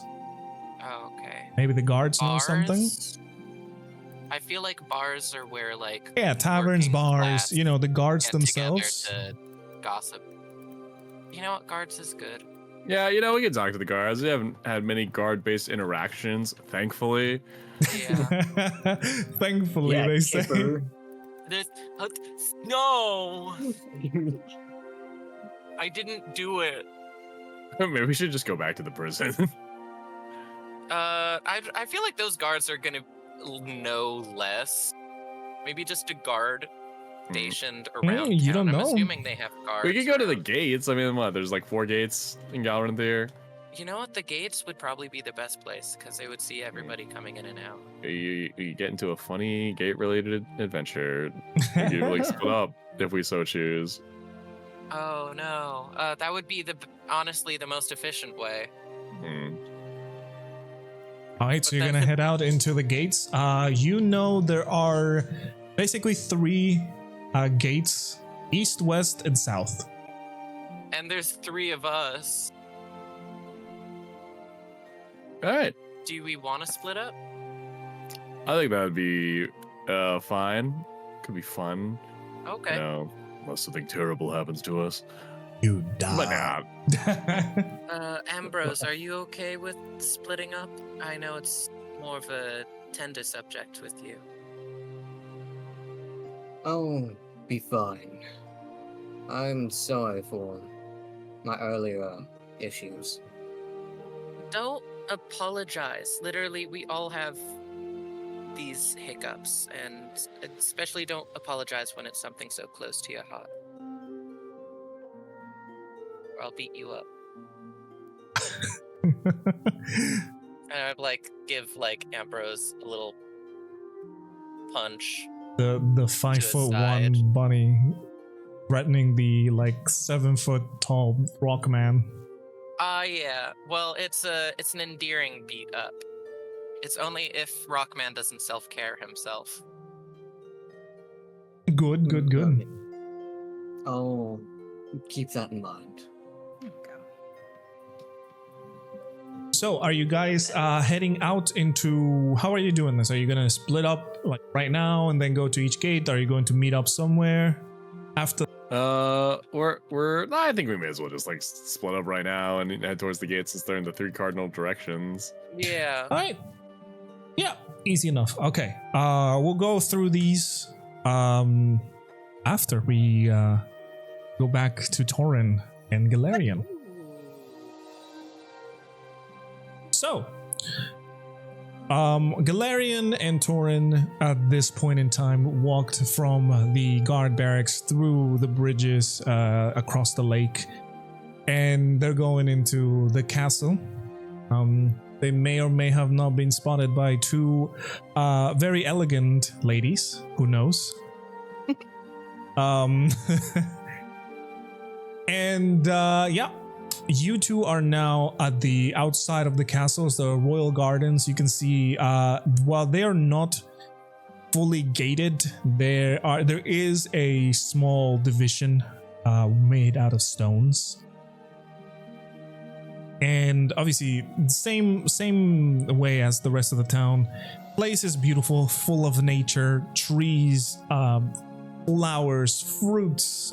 There are animals walking around everywhere.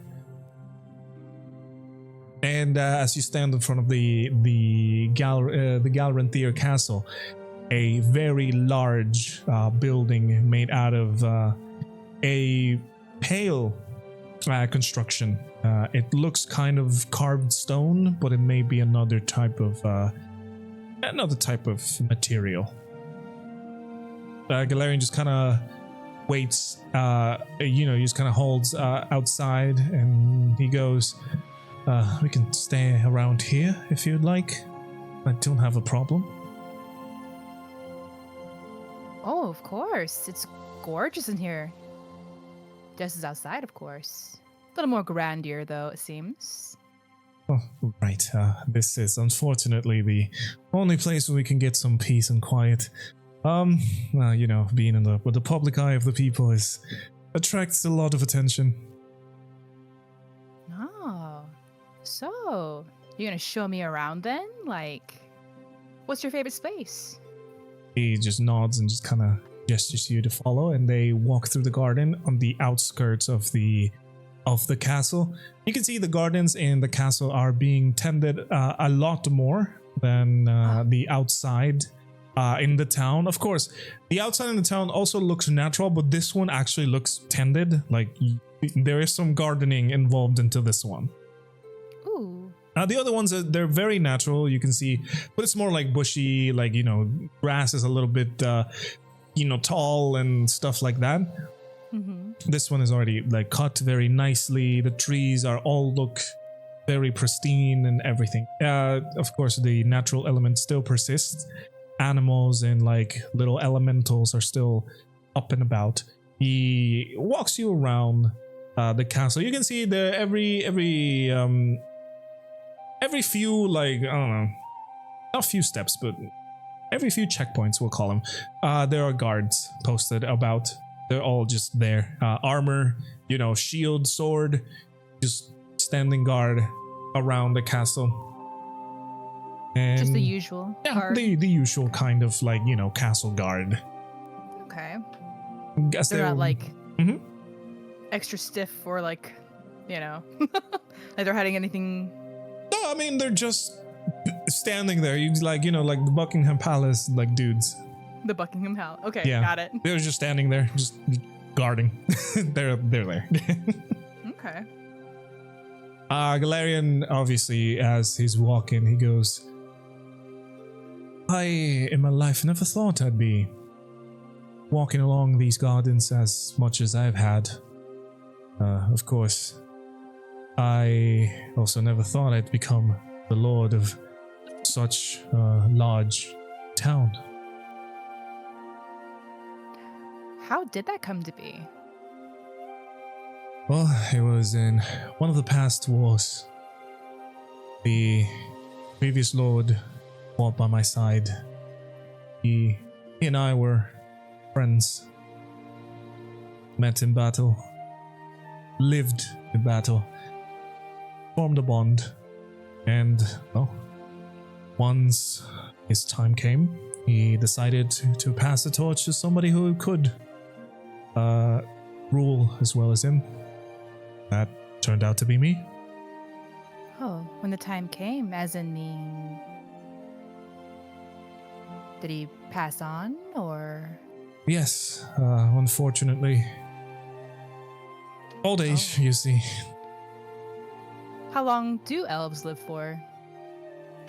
Oh, couple hundred, few hundred, I should say. The oldest living elf is over 1,000. If you're going to meet him tomorrow, you're not going to like him. He says with a laugh. Oh, is he not as endearing as you then, I'm guessing? Nor as beautiful, he adds. Ah, okay. Not to compare. Got it. He goes, no, he is a very powerful wizard. His specialty is divination. Scries, surveils. He knows a lot about the world, not even going out of his tower.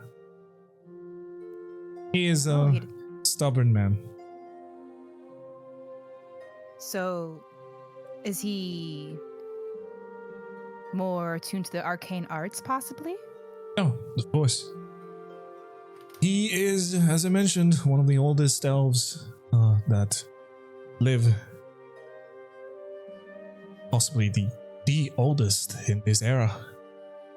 Mm. I am not sure who would match his years. I'm pretty sure the studies of magic have kept him alive for longer. Hmm. What is his name? His name is Perrin. Perrin. He is the leader of one of the elven towns, the Form, the Elven Council, of course. As I said, a very stubborn and just annoying man. If I think the god sees not spying on me, at least I hope not. Oh, does he have spies? Oh, not spies, but, well, he is a master of scrying. Hmm. Well, that's interesting enough. What about what was it? There's 3 of you, I believe? The What other we see? lady, yes, her name is Sylvana. She is as angry as she is rich. That lady has the shortest fuse you will ever meet. She is more dangerous than pure gunpowder. Oh, I'm sure the most feistiest of individuals have something to calm them down. She like treats. He laughs at that.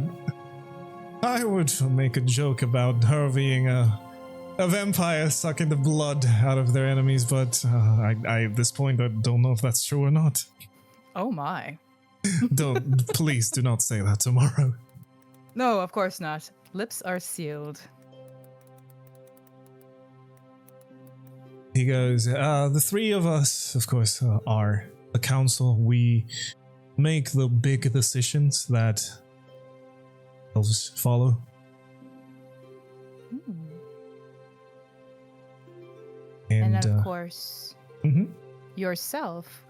Where did your beginnings before you came here? What was it like?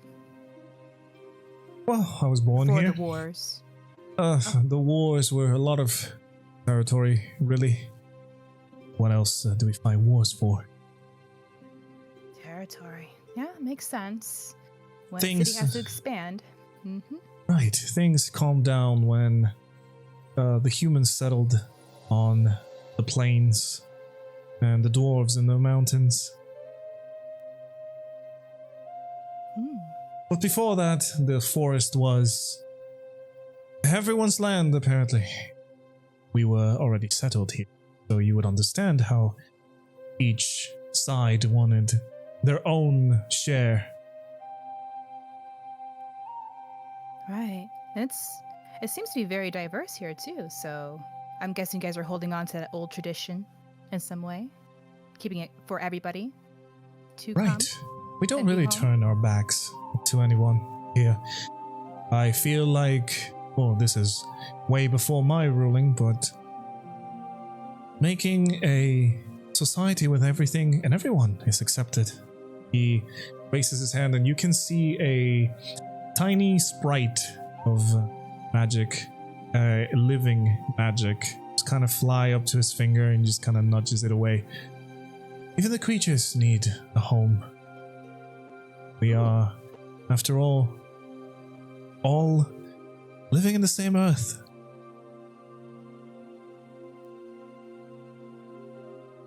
Ah. Taurin's druid part obviously would come out here like, yes. With the Mother Earth. That is correct. And you guys keep walking alongside the gardens. You come to a place where the castle is gated now. It's kind of like back of the castle. it's gated now because you can tell like there's like a more private garden full castle inside of it where you may be able to see more nobles and stuff like that. There are still the guards, and Galarian doesn't really mind because he is, after all, the man himself. So he's just kind of walking about with you. He goes, "So, when did you start your druidic training?" It was some time ago, back in Galvanthyr, actually, where I lived with my sister. Oh yes, you've mentioned her. Mm-hmm. Have you talked to her recently, or during your adventuring? Sadly, she's the reason I am adventuring, trying to find her, and the druids that took her. Oh. Well, I'm sorry to hear. Druids took her. Pretty sure we can try and get some information with the council. I mean, a lot of druidic folk live around the forests of Galvanthyr. So, yeah, I can probably pull some strings and make my companions help you with some information if you'd like. That would be splendid, actually. Any help would be greatly appreciated. And she'll kind of curtsy a little bit. And I'm sorry if this is too much, but what kind of druid are you? I understand their bond with nature is different in many ways, but I've never met a druid like this, at least. Oh, there are many circles within the druids. I align more with the moon, of course. We tend to shapeshift often into many little critters. Oh. Bear is my personal favorite, of course. Right, I have seen the shape-shifting prowess of some of your kin. It's quite terrifying, if I'm being honest. I would not imagine being me at one point and then at the other being a wild beast. It must feel, I don't know, adrenaline, I guess? How does it feel?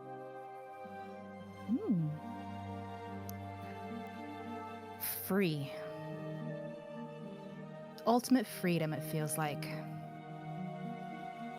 That sounds very pleasant, actually. Yeah, nothing holds you down. Well, not a lot of things could if you are a large bear. No restraints. And what about your companions? You seem to be an interesting party of people. How did you get with them? Ah, yes. My friends Kipper, Ambrose, and Rexmoa. We're a motley little crew. We met back in Misspell, where we actually got together to save a mermaid princess, believe it or not. And Oh, yes, the Herringcon was telling me about that. That would be Kipper. Kipper. Kind of repeats to take mental notes. And Ambrose would be the tall, stout stone man with us, of course, and Rexmoa would be the scaly one with us, of course. I've heard of what happened. Mistbell was quite a tragedy. Now glad that, well, you guys were not part of the many lives lost. Yeah, it wasn't a very pleasant day, that's for sure. Very abrupt, actually. Stopped one of the largest festivals in the whole region. For what? Do you even know what these people wanted, the ones who disturbed the merfolk? I don't think we ever found out who they were. They were just these men dressed in strange clothes that came in with such hate towards others, especially, of course, non-human or humanoids, of course. So, At the mention of strange clothes, you see Galarian kind of raise a brow at this and go, if you don't mind me asking, these strange clothes, are there robes? Do they look dark and ashy? yes, actually. How'd you know? Well, there's been some reports from guards along the roads of groups of people with the same description. Robes, ashy, sulfur smell. They are claimed to be of some sort of cult. Oh, And, well, they just destroy everything week, serving, as far as they say, the Fire Titan. I doubt that the Titan would send people in mindless murder, but I'm not sure anymore. well, that's a scary thought if that's true. Well, if you do find them again, be careful. Okay? I will. I'll remember your teachings back in the courtyard. Well, there was not much to teach, really. Well, I'm not usually partial with the sword, so I think it was a very, beneficial training experience. I would agree with that. I feel like we've both gained a lot from it. And he just kind of nudges you and laughs. Of course, Taurin would giggle back. Slightly blush, like, oh my. And you guys are going back again into the... You just, retracing your steps back into the other sides of the garden.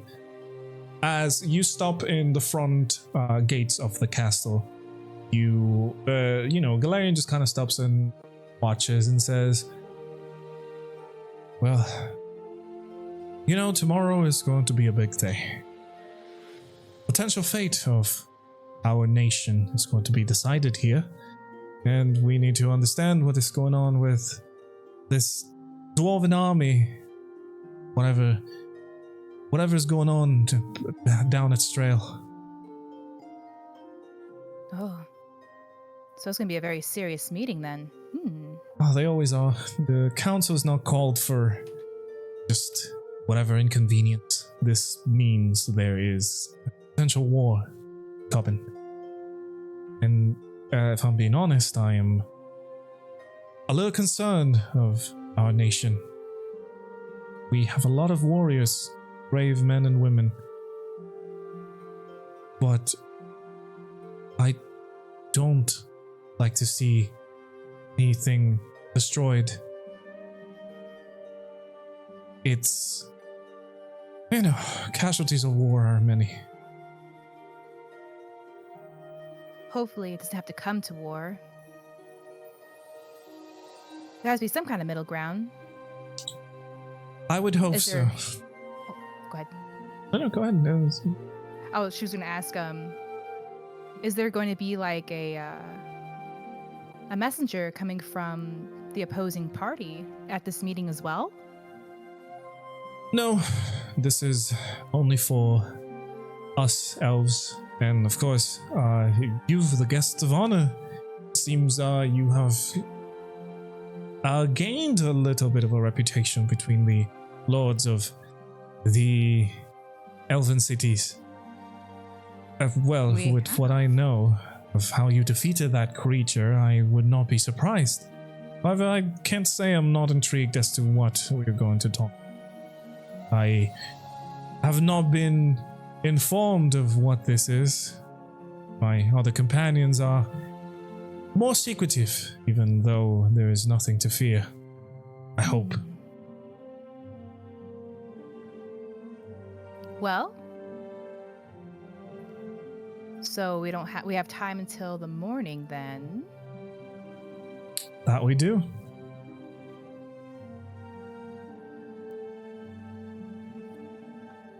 Yeah, continue our walk, or perhaps would you like to go somewhere and get something to eat? You know, I'm actually a little hungry. It is past dinner time a little bit. Are you? I will join you. And then she'll grab his arm and go, then let's go. Okay, and Galarian would walk out of the castle grounds and go back into the main city. That would go back to our team. Mhm. Our expedition team, our investigation team. All right. So, you guys decide to split up and then join back, I'm assuming at the plaza where the Midtjylland cask, I would assume.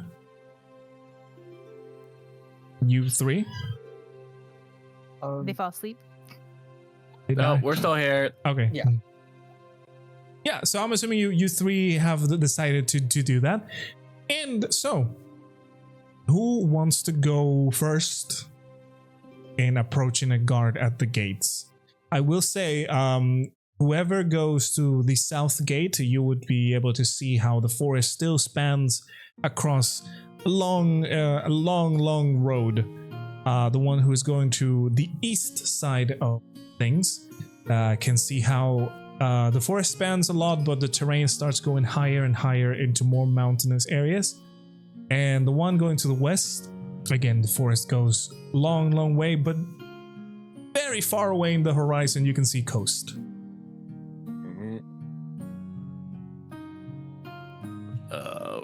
Rexmoa wants to go to the west gate. All right. You head to the west gate and you arrive there. You can see there's traffic going on, carriages going in and out, people walking in, out, guards at the gates looking around at the people that are going in.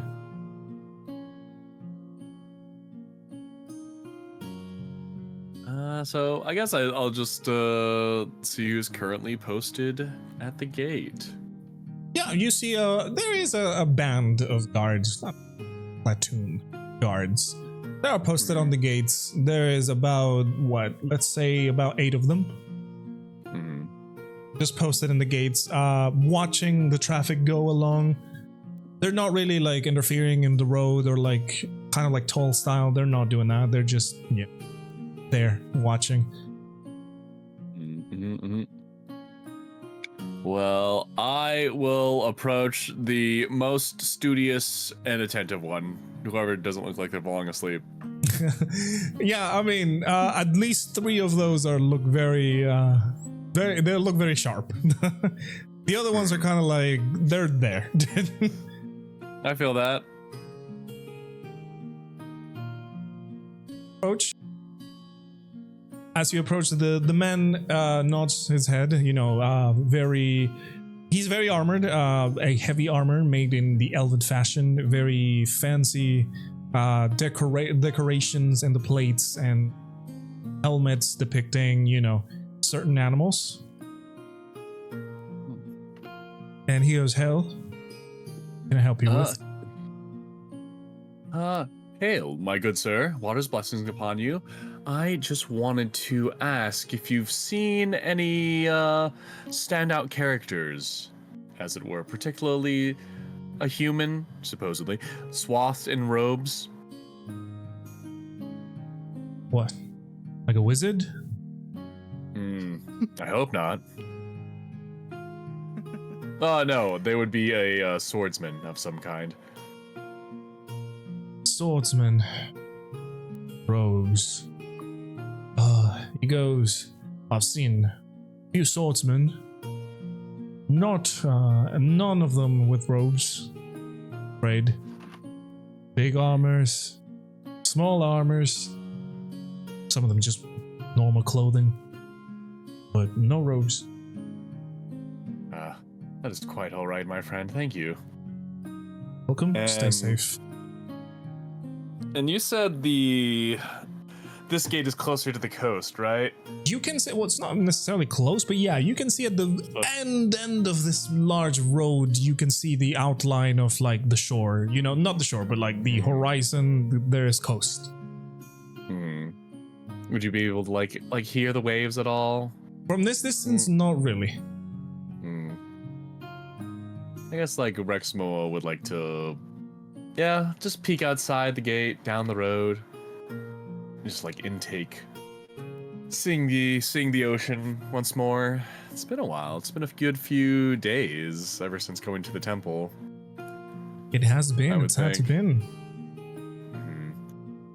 It has been indeed. And yes. What else are you looking for in this gate?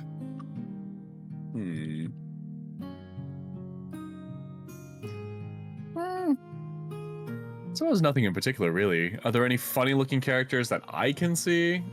Perhaps. Funny-looking characters, not that Perhaps- many. But something that calls your attention is that you can see a tree folk, an ant, just walking inside of it. He's a big, towering tree man, just kind of walking by very slowly. And everybody seems to be like, yeah, that's fine. I'll just randomly ask him. It's like, hail, friend. Have you ever been to the ocean? The ant? Yeah, the ant. Alright, the man just kind of leans down at you very slowly to see it. We're talking, this guy is several feet tall. He goes, the ocean? No, I have not been. Should try it sometime. Soak those bark-covered limbs in some seawater. It's quite nice. Would recommend. I like water.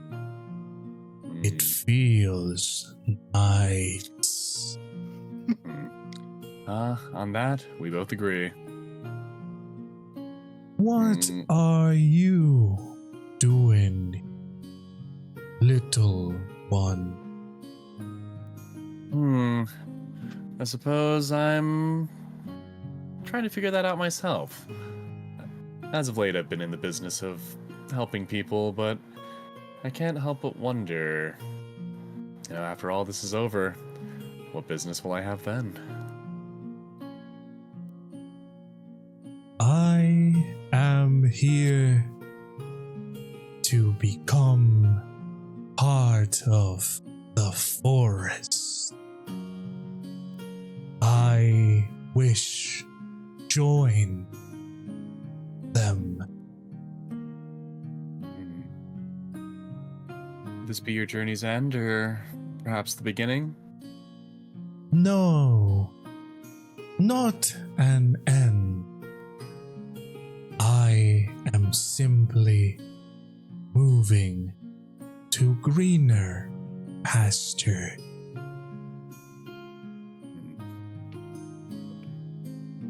Well, how do you know when you found them? You will feel it.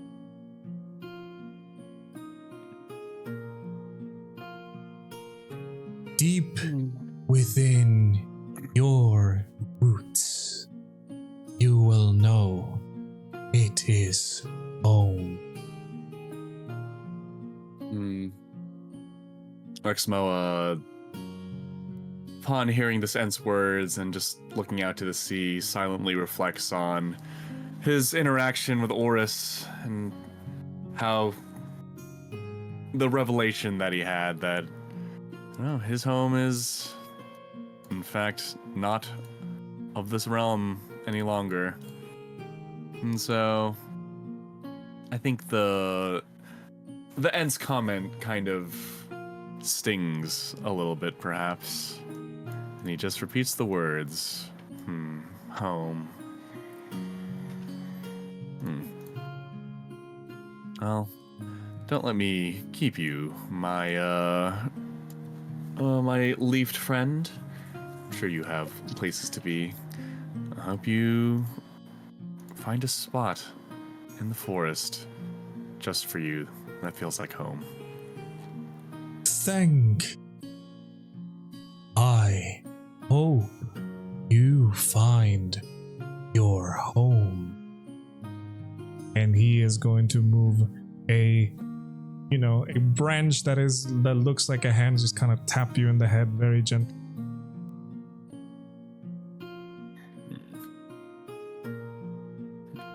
It's stick bugged. And then after that, he's just gonna, stand back up slowly and then keep walking. You can hear obviously the thumping of the large tree trunk legs, I guess, in this scenario, that are just, going inside of the city. And you can tell that this is not an uncommon occurrence, because nobody is reacting to it. At least none of the locals are. Maybe somebody that is coming from the outside would be like, oh yeah, let's look at that and stuff like that. But nobody of the locals are really reacting to this.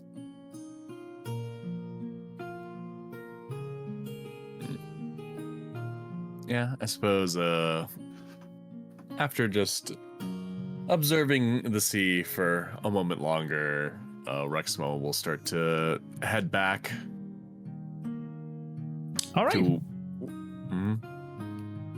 Yeah, you're gonna go back to your meeting point. All right. Kipper or Ambrose, which way are you guys taking? Let's see. Which path did Rexmoa went to the west gate. There is the east and the south gate. I shall go to the south gate. Right. South gate it is. You go to the gate. It's a very large entrance. Potentially the one that they use the most. And there is a big road leading to it again. People coming in and out. Same deal as before. Guards. This one has a lot more guards in it, but it's because of the size of the door, and not the door, the gate. I will go up to. I'll try to find a guard that maybe appears to have been working on checking in people and making sure that they are fit to enter and not hostile or aggressive or anything. You can tell by how the guards look. They all are kind of doing that, but they're not actively searching people. But they're all vigilant, except for the ones that are just kind of just guarding. I suppose I'll go up to one who's closer to the gate itself. Yeah. Oh, by the way, the large gate itself, you can see it's a combination of stone pillars and a roots of trees that have twirled around these stone pillars and made a natural forming arch. It is a very large arch, by the way.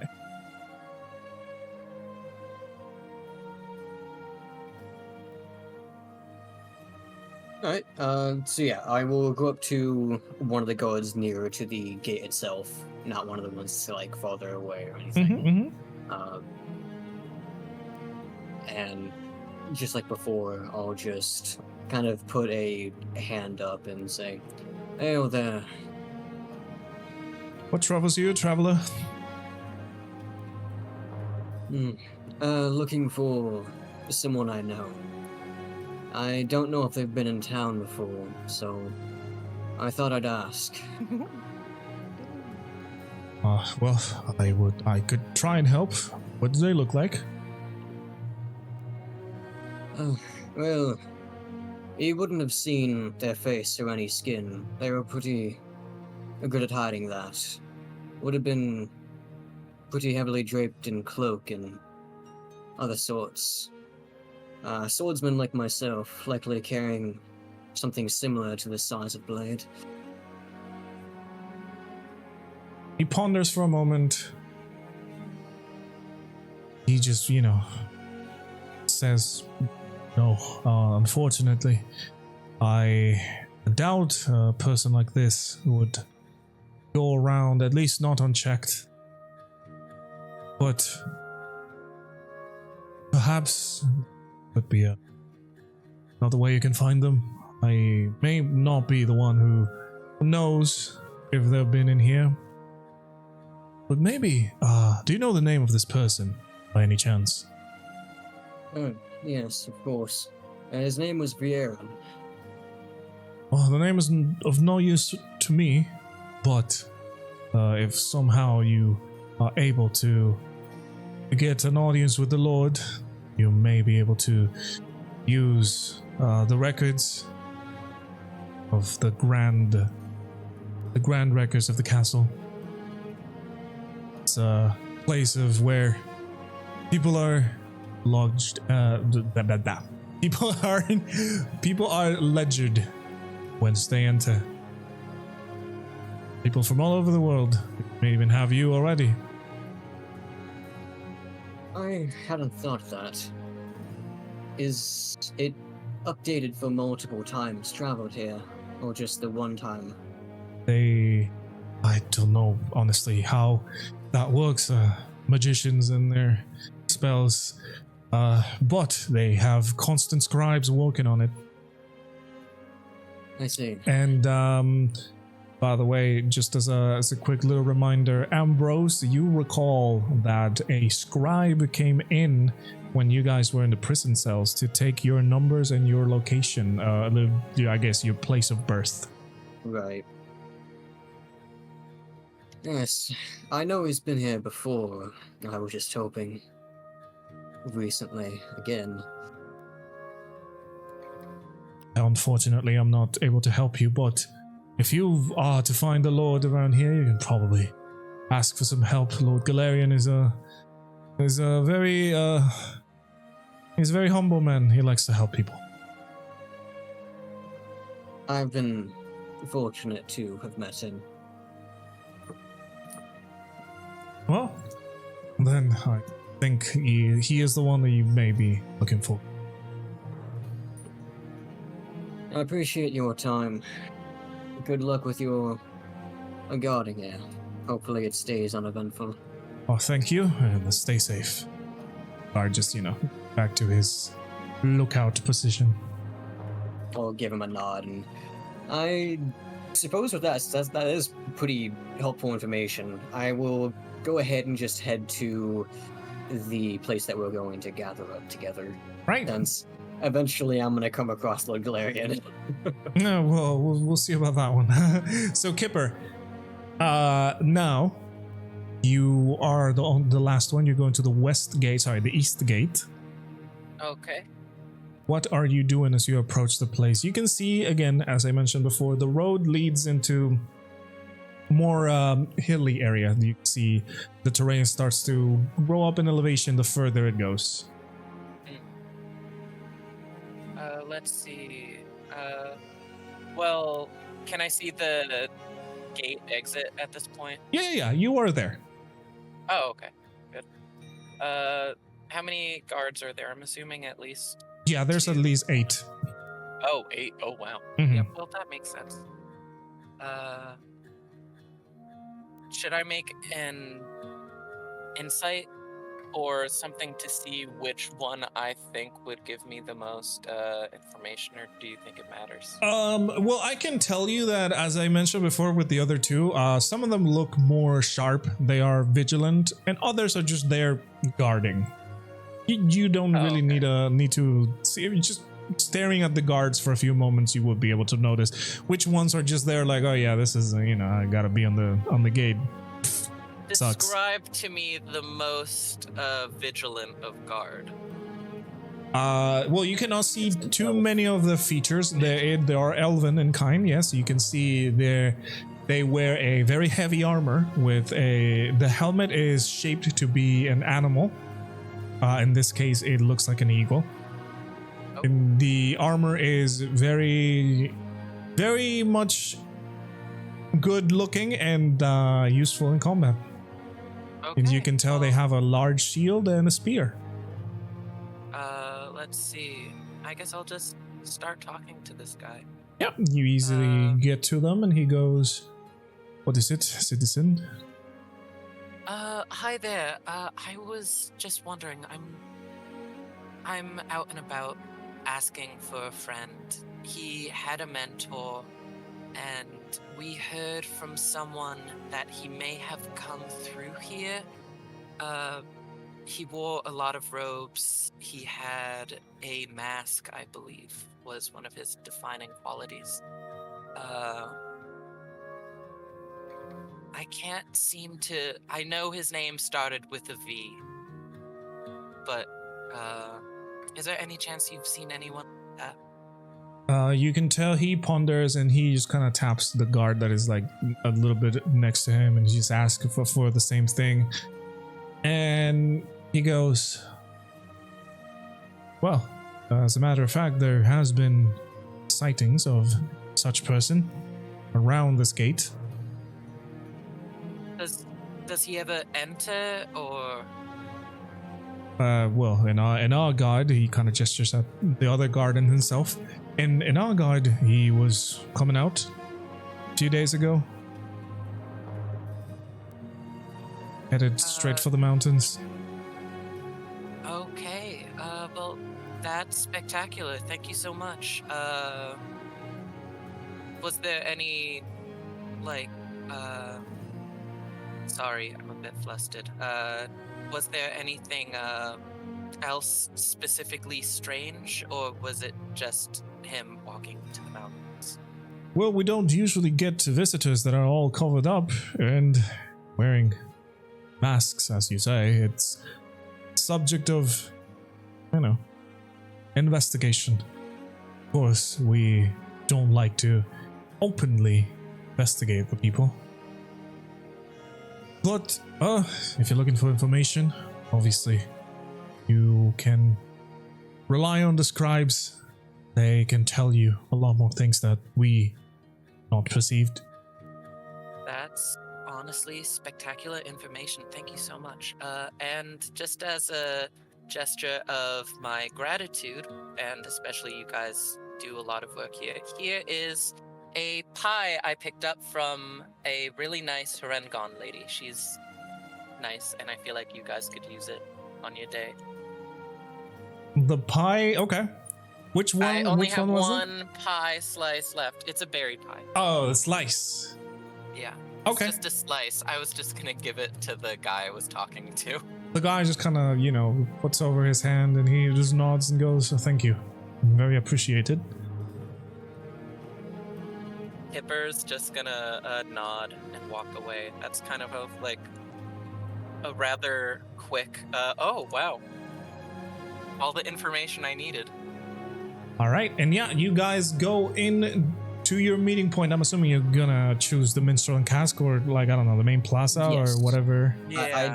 I do believe we agreed on the Minstrel and Cask. Okay. Yeah, so in the Minstrel and Cask, you guys see, you guys take your time. It's been a few moments after you've had to walk pretty much like half of the town there and back.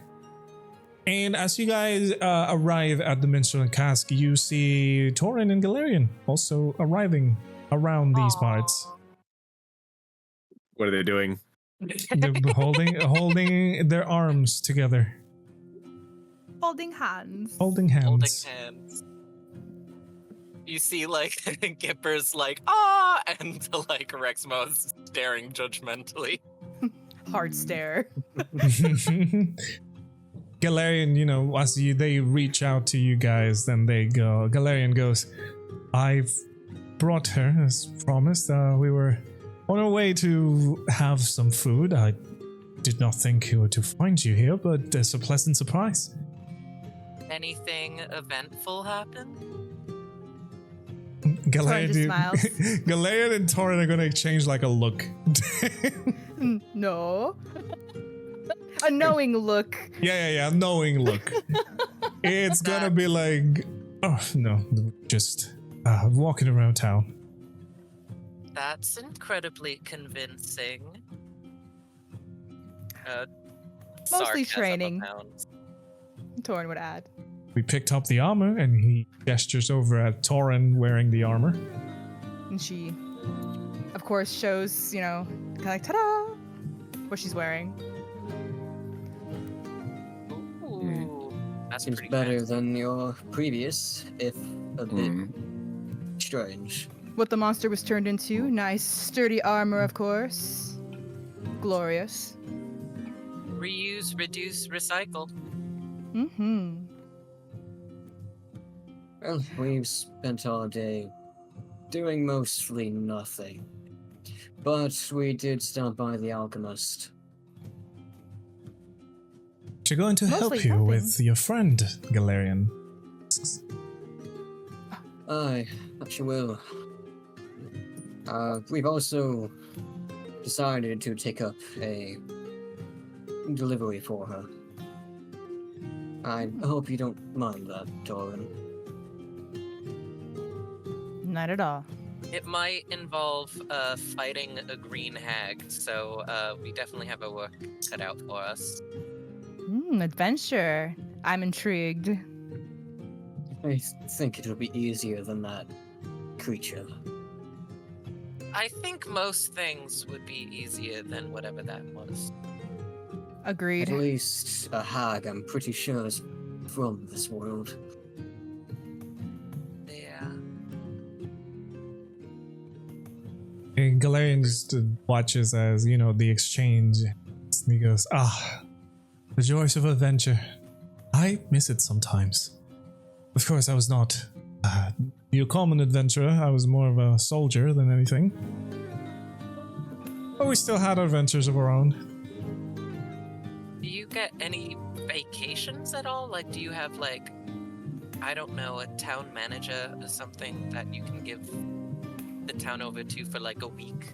Of course, I could do that. It's not an issue for me to take a few days off. After all, the Lord is working every day of their lives. But I believe that we deserve a break as well. However, in times of a council meeting, I must stay. Understandable. Gonna Unfortunately. take a look at Rexmoa, who's been very quiet, as I assume he's like just kind of like giving Galarian the dad stare. No, I'm not like mean mugging or anything. I think if anything, the situation has developed a lot faster than Rexmoa expected, so he's kind of just surprised. Rexmoa is just looking at the hand holding, and he goes. It's like seething. Oh no. No, just kidding. Me and my spouse didn't do that until the third day. Damn. Oh. So, Galarian. They did a whole lot more than just holding hands. Love is Damn. love. Oh my god. We're not saying this in character. No, we're not. These are sentences that are being said. Yeah, because Kipper would have no idea. Oh man. I'm just messing. But yeah. But Taurin would ask, are you guys hungry? I like food. Yes. We have been working quite hard today, asking a lot of questions, seeking out a lot of answers. Likewise. Yeah, we didn't eat earlier when we went in the tavern. We Well? had beer. Oh, You what had a kind? sip. Beer. Oh, the earthy kind. I'm sorry. Having drinks with an empty stomach is not good. Please join us for some food. We're just headed into the minstrel and cask as well. Let's go. Come on. I suppose so. Now what we do is shout them to kiss on the table. Oh no. Well, Galarian and Taurin, they're gonna take the lead, obviously. And they're just gonna start heading in, walking over the spiral staircase to get into the top floor towards the food area. Get the best seats in house. As they arrive, yeah, you can tell like the little receptionist lady goes, "Oh my lord, please have a special seat for you." He kind of goes like, "Oh, you have to do." she insists and just kind of takes you to. It's one of the same looking tables. The difference is for this one, you can tell some of the branches have been moved, so you have a whole view of the city down.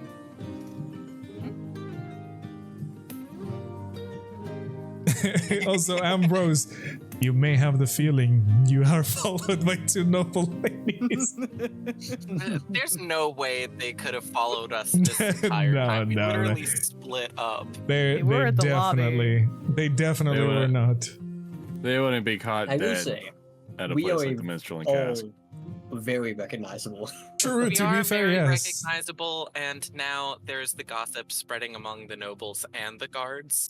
Yes, and apparently some people Yeah. are inquiring a lot about the Lord. It would be so funny if, as rumors do, it's one of those things where it's like, I heard that Lord Galarian's trying to date that street performer. Oh no. Which one? Oh no! There's multiple choices. There's multiple choice Oh answer. no! And they're all hot. Perfect. But yes, as you guys are seated down, you can see it's same table, really nothing like fancy or anything. But as I mentioned before, the branches of the tree are kind of moved, so you have a very nice view of the whole city as the evening starts settling down. Galarian obviously sitting next to Taurin, and everybody else would take their seats as well. Where you wanna be sitting next to me. And I like also to imagine you saying that directly in across character from to Galarian. okay. Directly across from him, okay. Yeah, he doesn't really mind. And as you guys are, the lady's kind of there, they're hoping for an order, and Galarian just kind of gestures at them. Oh, please, it's on me. You don't have to worry about food tonight. I'm gonna like sit across from Taurin and just be giving her like the crazy eyebrow movement of the like, oh, what happened? Like, tell me about it. Spill the tea, sis. yes. Right? The eyebrow wiggle. Yeah. And Torum kind of like put her finger to her lips, like, later. Like, shut up, dude. Not right now. Is there anyone in this place that notices us? Like, word has probably spread a little bit today. Oh yeah, no, like the Lord is in the place, so like people notice that, and you can even tell that after you guys were seated, more people are starting to head in. Oh. So it's gonna get packed real fast. Yes. Noble Well. has that effect. Noble Let's has- feast. Feast. He has also been seen with us quite often, honestly. Yeah. Like True. all of us. True. And yeah, as I said, there's a lot of things going on. There are rumors that some adventurers are inquiring a lot about the Lord. There are rumors from two ladies saying very interesting things about adventurers inquiring about the Lord. And also there is the council meeting that is going to be happening the next day. So, it's a little bit of an interesting topic right now. Also, Rexmoa spoke with the very barkeep that works here. No, that was just a random guy. Not the barkeep, he was just eating there. Okay. He was just a delivery guy, He was just the Uber Eats guy. Like, what, man? What? But yeah, Galarian just kind of tells you, hey, order up. Things are on me tonight. Well, Torin's not gonna get wine again. She learned her lesson last time, so we ain't touching that stuff. I guess she would go for something like I don't know, like those those fruity drinks that you can get with the fruit, like kind of like a tea, like a peach tea or something like that. Keep it simple. Yeah. Easy enough. And food, I don't know. She probably would do like a little side order of like maybe salmon or fish of some sort, whatever's available. Pretty much. Do have do like a, they do have fish. so So yeah. there pescatarians. No, they're pescatarians. Correct. They do have fish. They've had fish for a while. Well, then she'll be fancy with salmon then. Indeed. They definitely do have rivers as well. So hey, salmon is definitely a possibility. I'm gonna tap Rexmoa and be like, how did we not know that they served fish? Oh. You did. That's the thing. Yeah, we had a fish while we were there. You had a fish in the market, yeah. I can't. It's just that, a lizard cannot live on fish alone, Kipper. Aww, The biggest fish. but fish is so good. Do they have cheese? I'm have to switch to Kipper language. Is there cheese in this place by any chance? The lady that's... Of course, we have a very nice platters of cheeses and then bread, freshly baked. Just kind of glancing over, kind of trying to sound very professional to the Lord. Do you by any chance have Gruyere cheese? She goes, we could probably source that. Yes. Source it. Like Kipper is getting the sense that because the Lord is at the table, he can get some fine food, and Gruyere cheese is the cheesiest. Give me an of them. insight check, Kipper. The sharp cheddar. I like it. I like it melty. I like it. I like it. Welcome, Greenie. I like it big. I like it chunky. Where's my insight? Oh, I don't have a brain, so I can't do it. Sorry. Oh my goodness. Oh. Kipper, My cheese you insight is large. 100% know that this lady is trying to get the best service because the Lord is there. You can 100% tell, so you can get away with that. Cheese. Gruyere. Ah. Le fromage. Magnifique. And the lady keeps looking at the rest of the people. Galarian orders some fish as well. And to drink just some wine.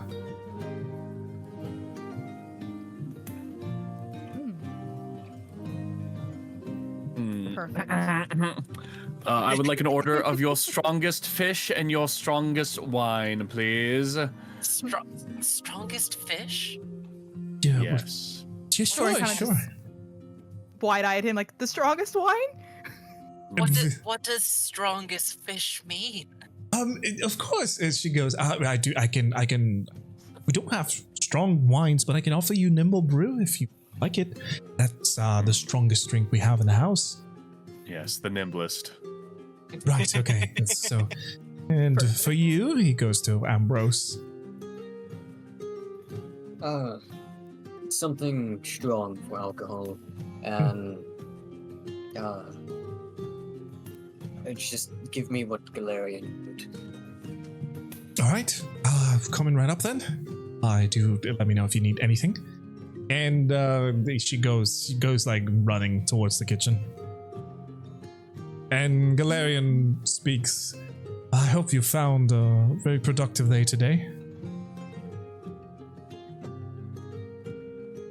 Yes, we have learned much in our short time away from each other. I like to think that we got a lot done. What about you and Taurin though? Did you get a lot done? A lot of doing?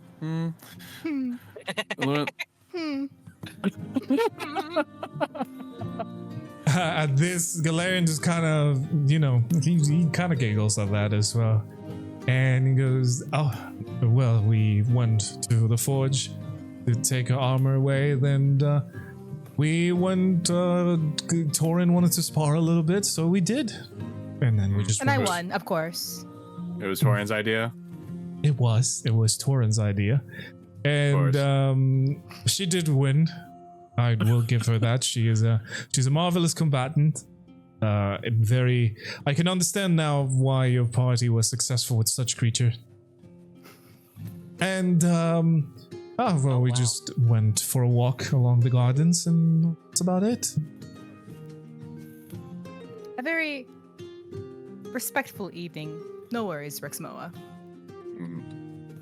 Mm-hmm.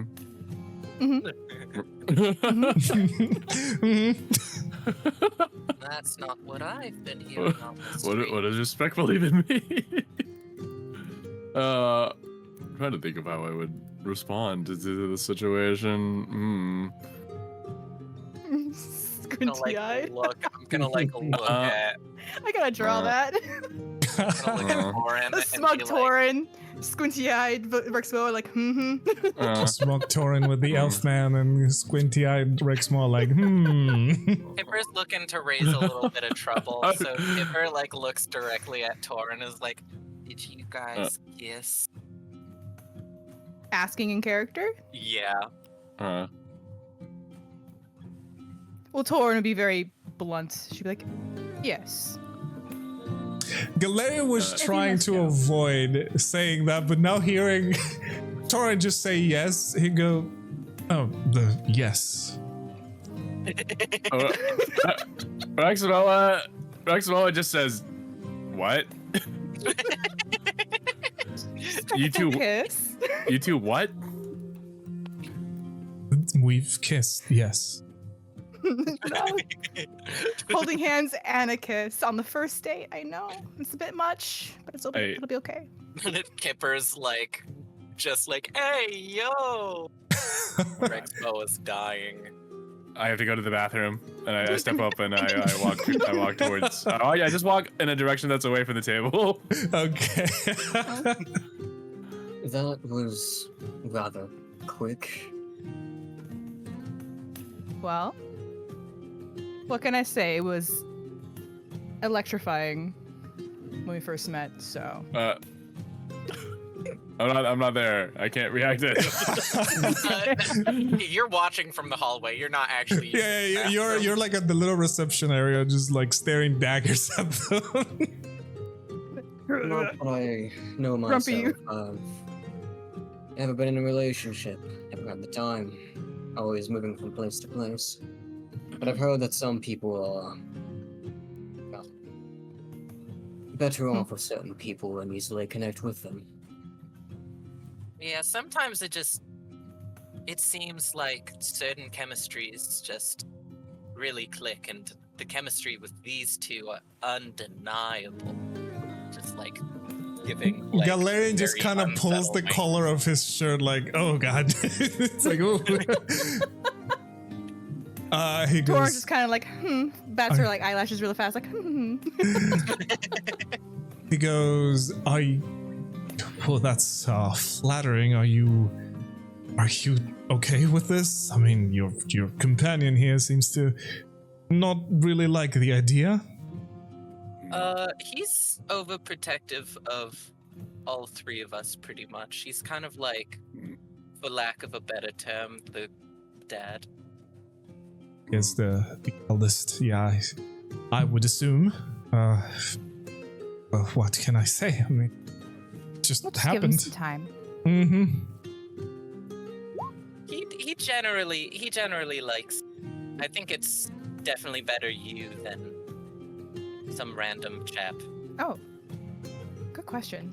What did I age her up to be? Hang on. 20 trillion years. She's 2,000 years old. No, I'm teasing. Oh, no.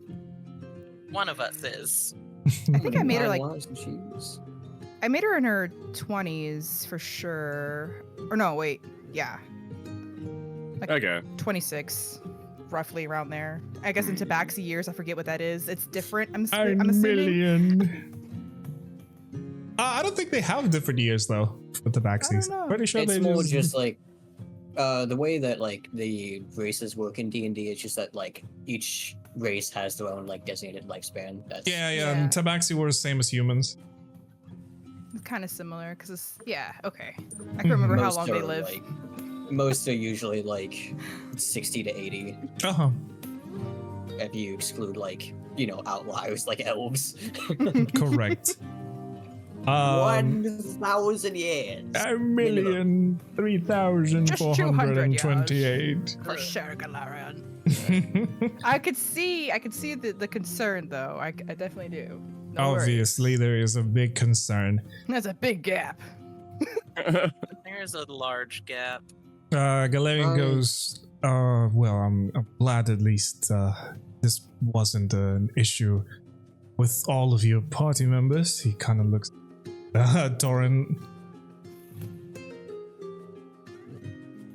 Oh, I Taurin. also do not think he necessarily dislikes your relationship, rather just worried about the consequences of a lord dating someone outside his city. Taurin's kind of like, I understand that think concern. Rexmoa had the forethought of that specifically. I think Rexmoa was just thinking of the immediate how dare daughter. I don't know. How dare this man take my cat daughter? this child. Oh my god. My daughter that I met like maybe a month ago or something. Less than a month ago, yeah. Last month. Adopted everybody. We like hyper bonded very These are all my quickly. kids. Sorry. Go ahead. Yeah, Galarian goes, oh, well, I know that's a concern, of course, but I'm also free to choose whoever I want to. I am not bound by any law to have to marry a noble. No restrictions, see? No worries. I definitely feel like it's healthier that way. I just know from the nobles of Misspell, but they tend to be a little stuck up, self-righteous. So Like find most someone of your noble own eyes. speed. So, I didn't mean anything bad by that. Just used to political marriages. He's from Port Strail, if we haven't mentioned. Interesting. I've never been to the town myself. I know there's a lot of technology. That's all I know. It's impressive from a technological standpoint, but not really in the morality or acceptance side of things. Well, most people are not to that lately, I've discovered.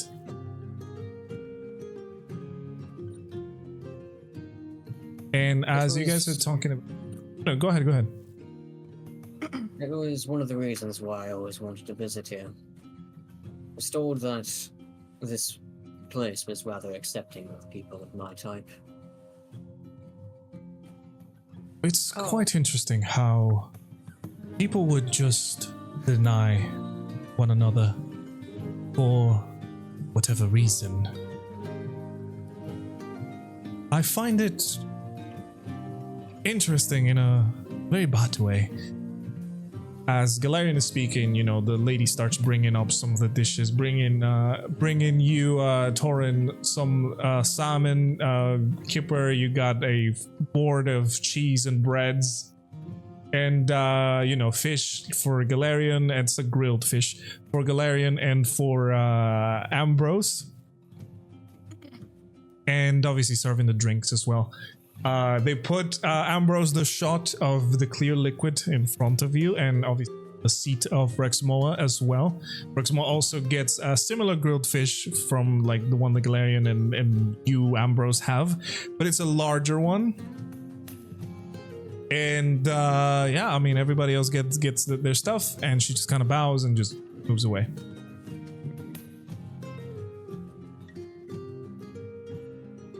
Well, So yeah, are we in like a private room?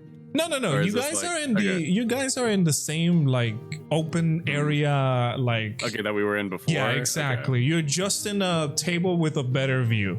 If I had to, yeah.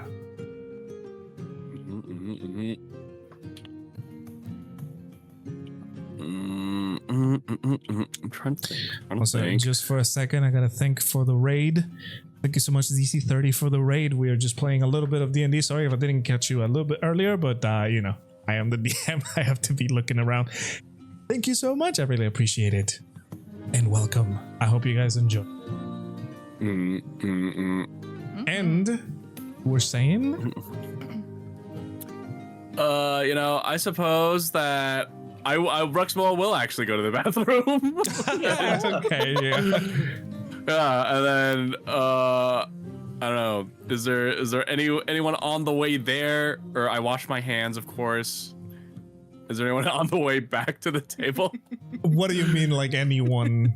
Yeah, as in like just like a person Oh, with you can ears see and like mouth. the waiters just walking here and there, and like whoever's just trying to find a table or something. Okay, I stop the acquaintance of whoever's flesh. trying to find a table. Okay. And I ask them, do you have kids? Have you ever had a kid? You can see, yeah, it is a man. This one's not an elf, it's a human. He just looks at you and goes like, yes, I have kids.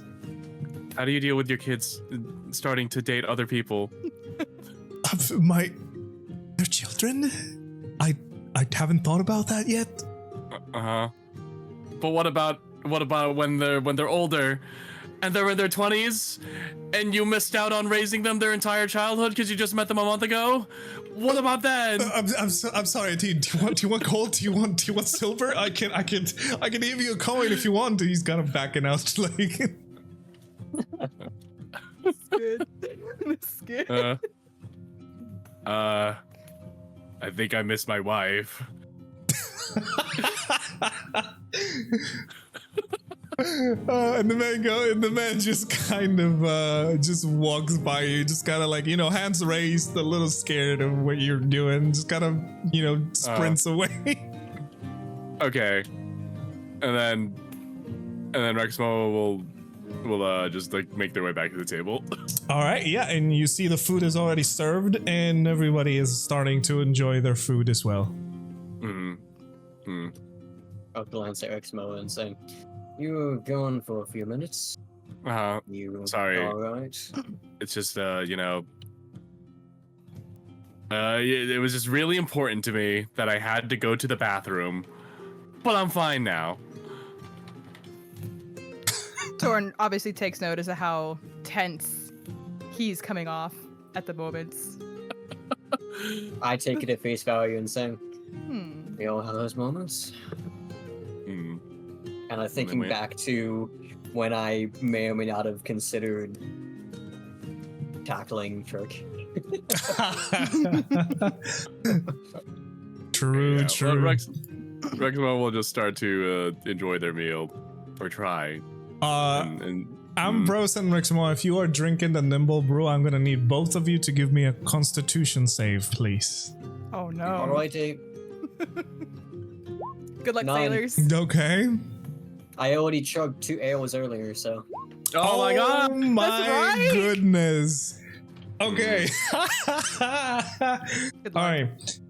Ambrose, yes, you've already chugged 2 beers earlier, and This is like the second time I've rolled like the worst possible outcome. oh yes, you have chugged 2 beers earlier, and this one burns on the way down, immediately mixing around with all the alcohol you've had earlier, and you are definitely tipsy from that.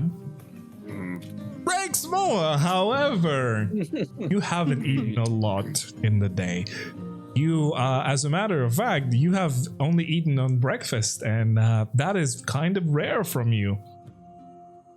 The shot burns in your stomach, and everything starts to spin around as you feel the effects of the alcohol hitting you strong.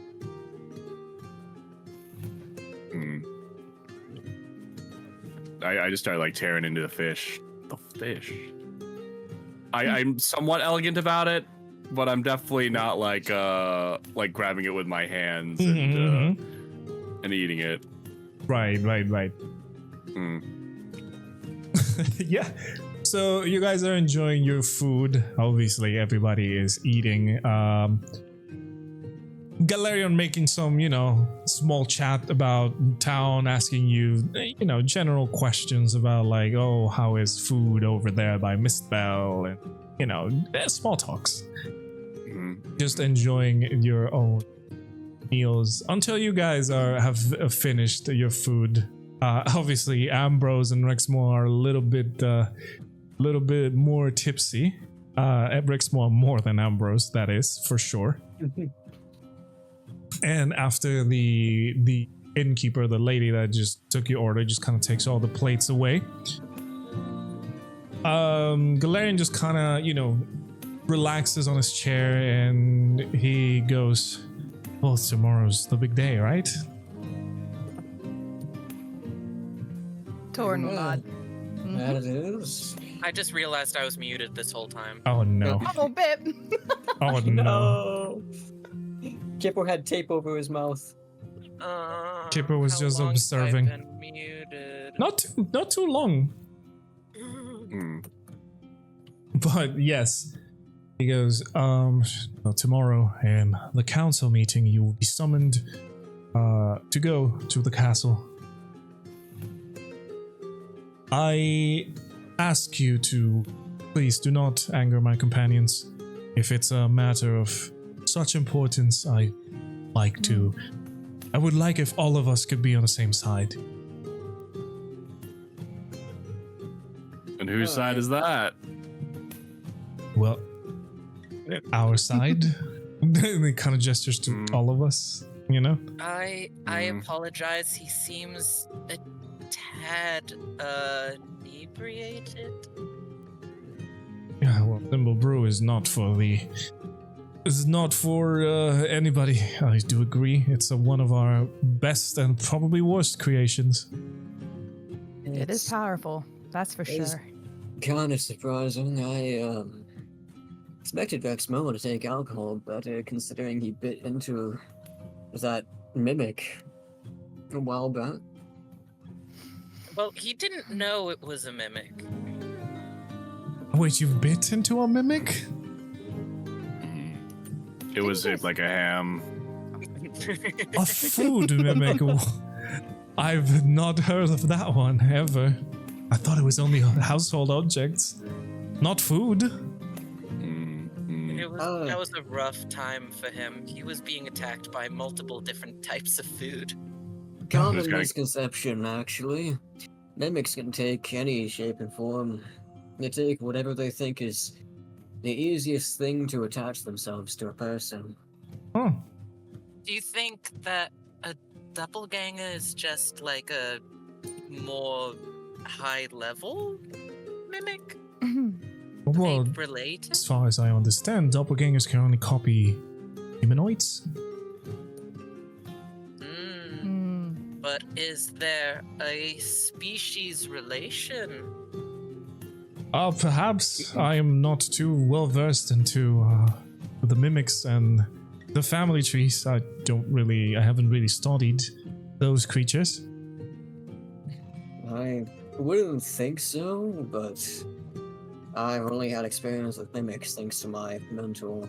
We tend to stake out a lot of dungeons to sleep in, after all.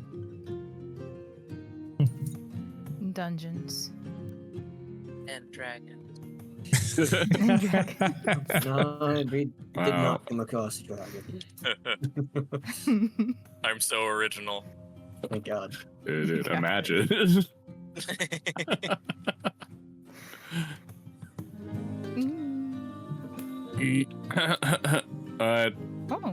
Well, I'm thinking. I don't know if I want to say it out loud, but I'm definitely. I'm thinking it. Oh. You're drunk, so you have to say it. I mean, you don't have to, but you are drunk. I will say this. Yes. Okay. So,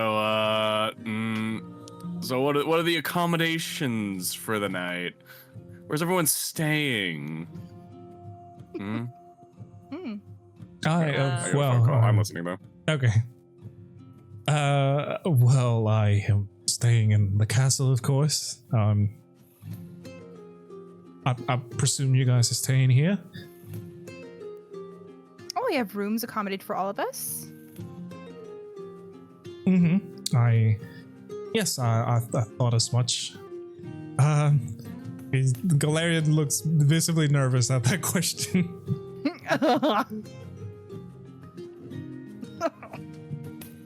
Oh my lord.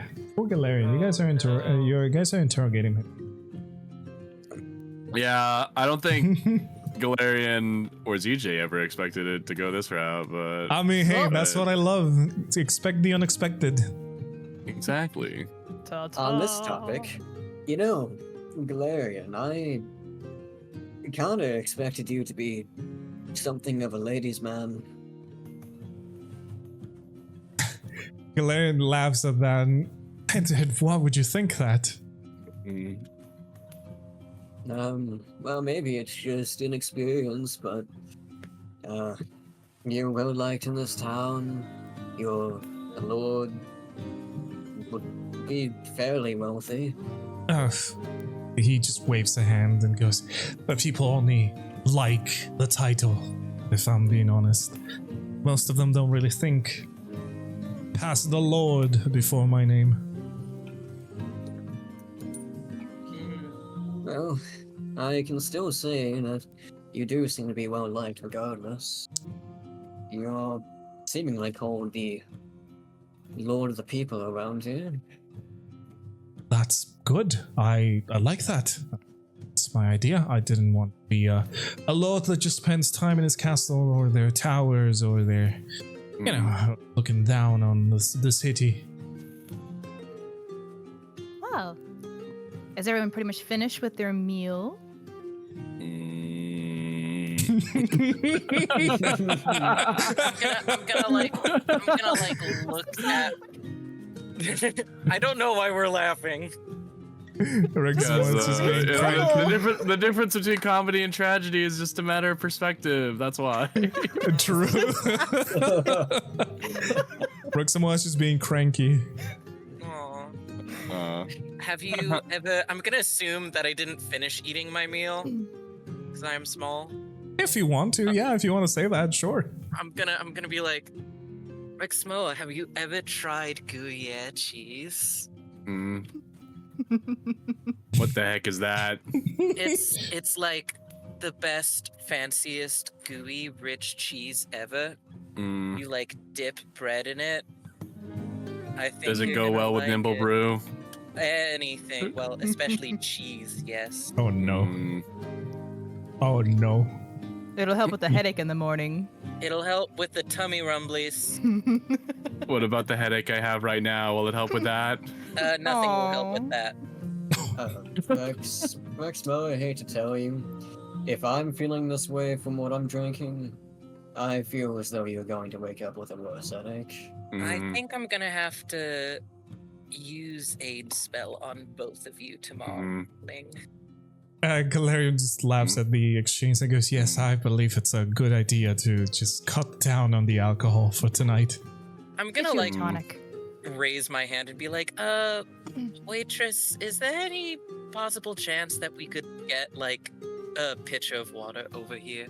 The waitress just, as you see, raise your hand, she just kind of zooms towards you, you just sprints to the table, and she goes, water? Yes, of course, I'll bring it to you in a minute.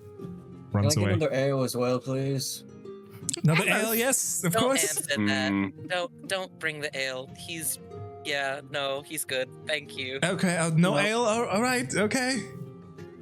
No, you should definitely bring more ale. Galarian goes, no, please don't. Just bring water, it's fine. I'm gonna whisper to her and be like, is there any chance you have something that tastes alcoholic but isn't actually alcoholic? I'm whispering it. No, To you the guys can't lady? hear it. Okay. The lady goes, from like that? I don't think so. All of our alcoholic drinks are alcoholic. Any tonics to help with a hangover? You know. Something to like persuade drunk people that they're actually drinking alcohol. I could We can't probably hear you, but we can see you whispering. I could probably add a couple drops of Nimble Brew. That should not make them too bad. It will still have some sort of a taste.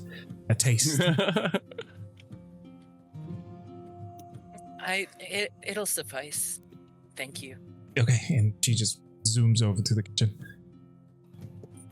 And I'm like, Rexmoa, you need more in your stomach. Try this. Try the cheese.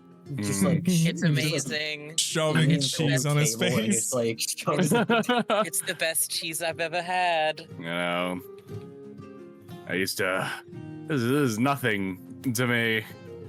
Back in my scholarly days, I'm pretty sure I drank more brew than I did swim ocean.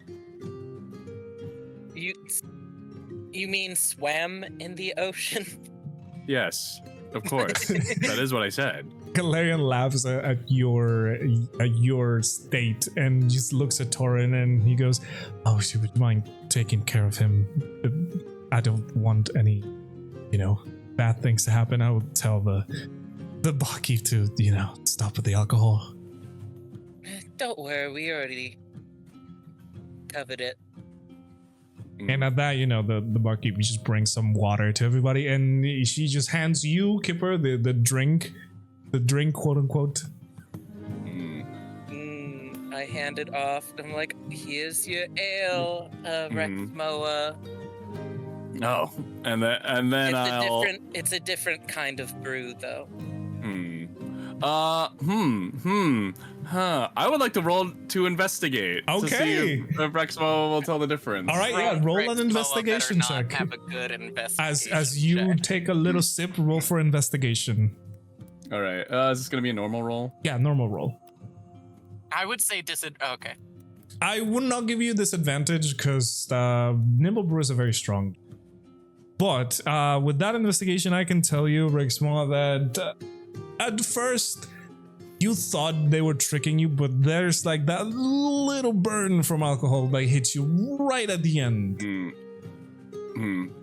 He laughs. He laughs a little bit, and then he eats the cheese, and then he drinks some more, and then he eats a cheese, and then he drinks some more.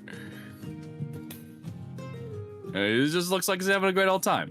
Good. Taurin has been evicted. Taurin is there, just connecting. But as you guys finish your water and everything, the tables are clean now. You can see the place is a little packed. Obviously, the Lord is there, so people want to go and eat, to be around this person. And at the end, that you finished, Galarian just pulls out some gold and hands it to the lady to cover the expenses of the food. And then he just, gets up from the table and just kind of gestures everybody to go out since place is getting a little packed. Obviously holding a hand for Taurin. I'm gonna ask the waitress, do you have a to-go container by any chance? Does the concept of to-go exist? Better. She goes, we could give you like a wooden plate or something. That would be spectacular, thank All right, you. perfect. Sure. Welcome back. And she just walks over and hands you a wooden plate. It's like a very simple, wooden plate. I'm gonna schlomp all my cheese and bread onto the plate and just bring it to wherever we're going. So, yeah, as I was saying, Taurin, Galarian just kind of holds his hand for you to take as he stands up and gestures everybody. The place is getting a little too packed. And it's already getting to nighttime. Yeah, I figured. So you take it and they, stand up. And Galarian just kind of guides everyone towards the exit. And he's going to ask, assuming your rooms are the same as today's or last night's? Yes. Yes, they are, I think. Good. And he takes you down the spiral staircase towards the place. And in front of your rooms, he just kind of just gives you a nod. And he says, we'll see each other tomorrow for the council meeting. Until tomorrow. I hope everybody is in good spirits, and I hope we can solve whatever issue it is the council wants. I would imagine that currently two of us are in too much spirits right now. That is correct. A correct assessment. Before But no, I had a you- lot of fun today. Before you go, Galarian, I kind of somewhat wobble over to him, and somewhat surprisingly, I would just kind of stand just a few feet away, and I will just kind of lower my body slightly as I would kind of just do a almost full body bow, kind of almost tripping over myself for a second, and keeping my head low. I'll say, I'm sorry to ask this, but could you grant me access to the records of the entry people that go through here from the scribes? Or maybe, maybe put in a good word with Aaron to scribe for someone? Oh, he goes, yes, of course, I can try and do that. That could be discussed in the council tomorrow.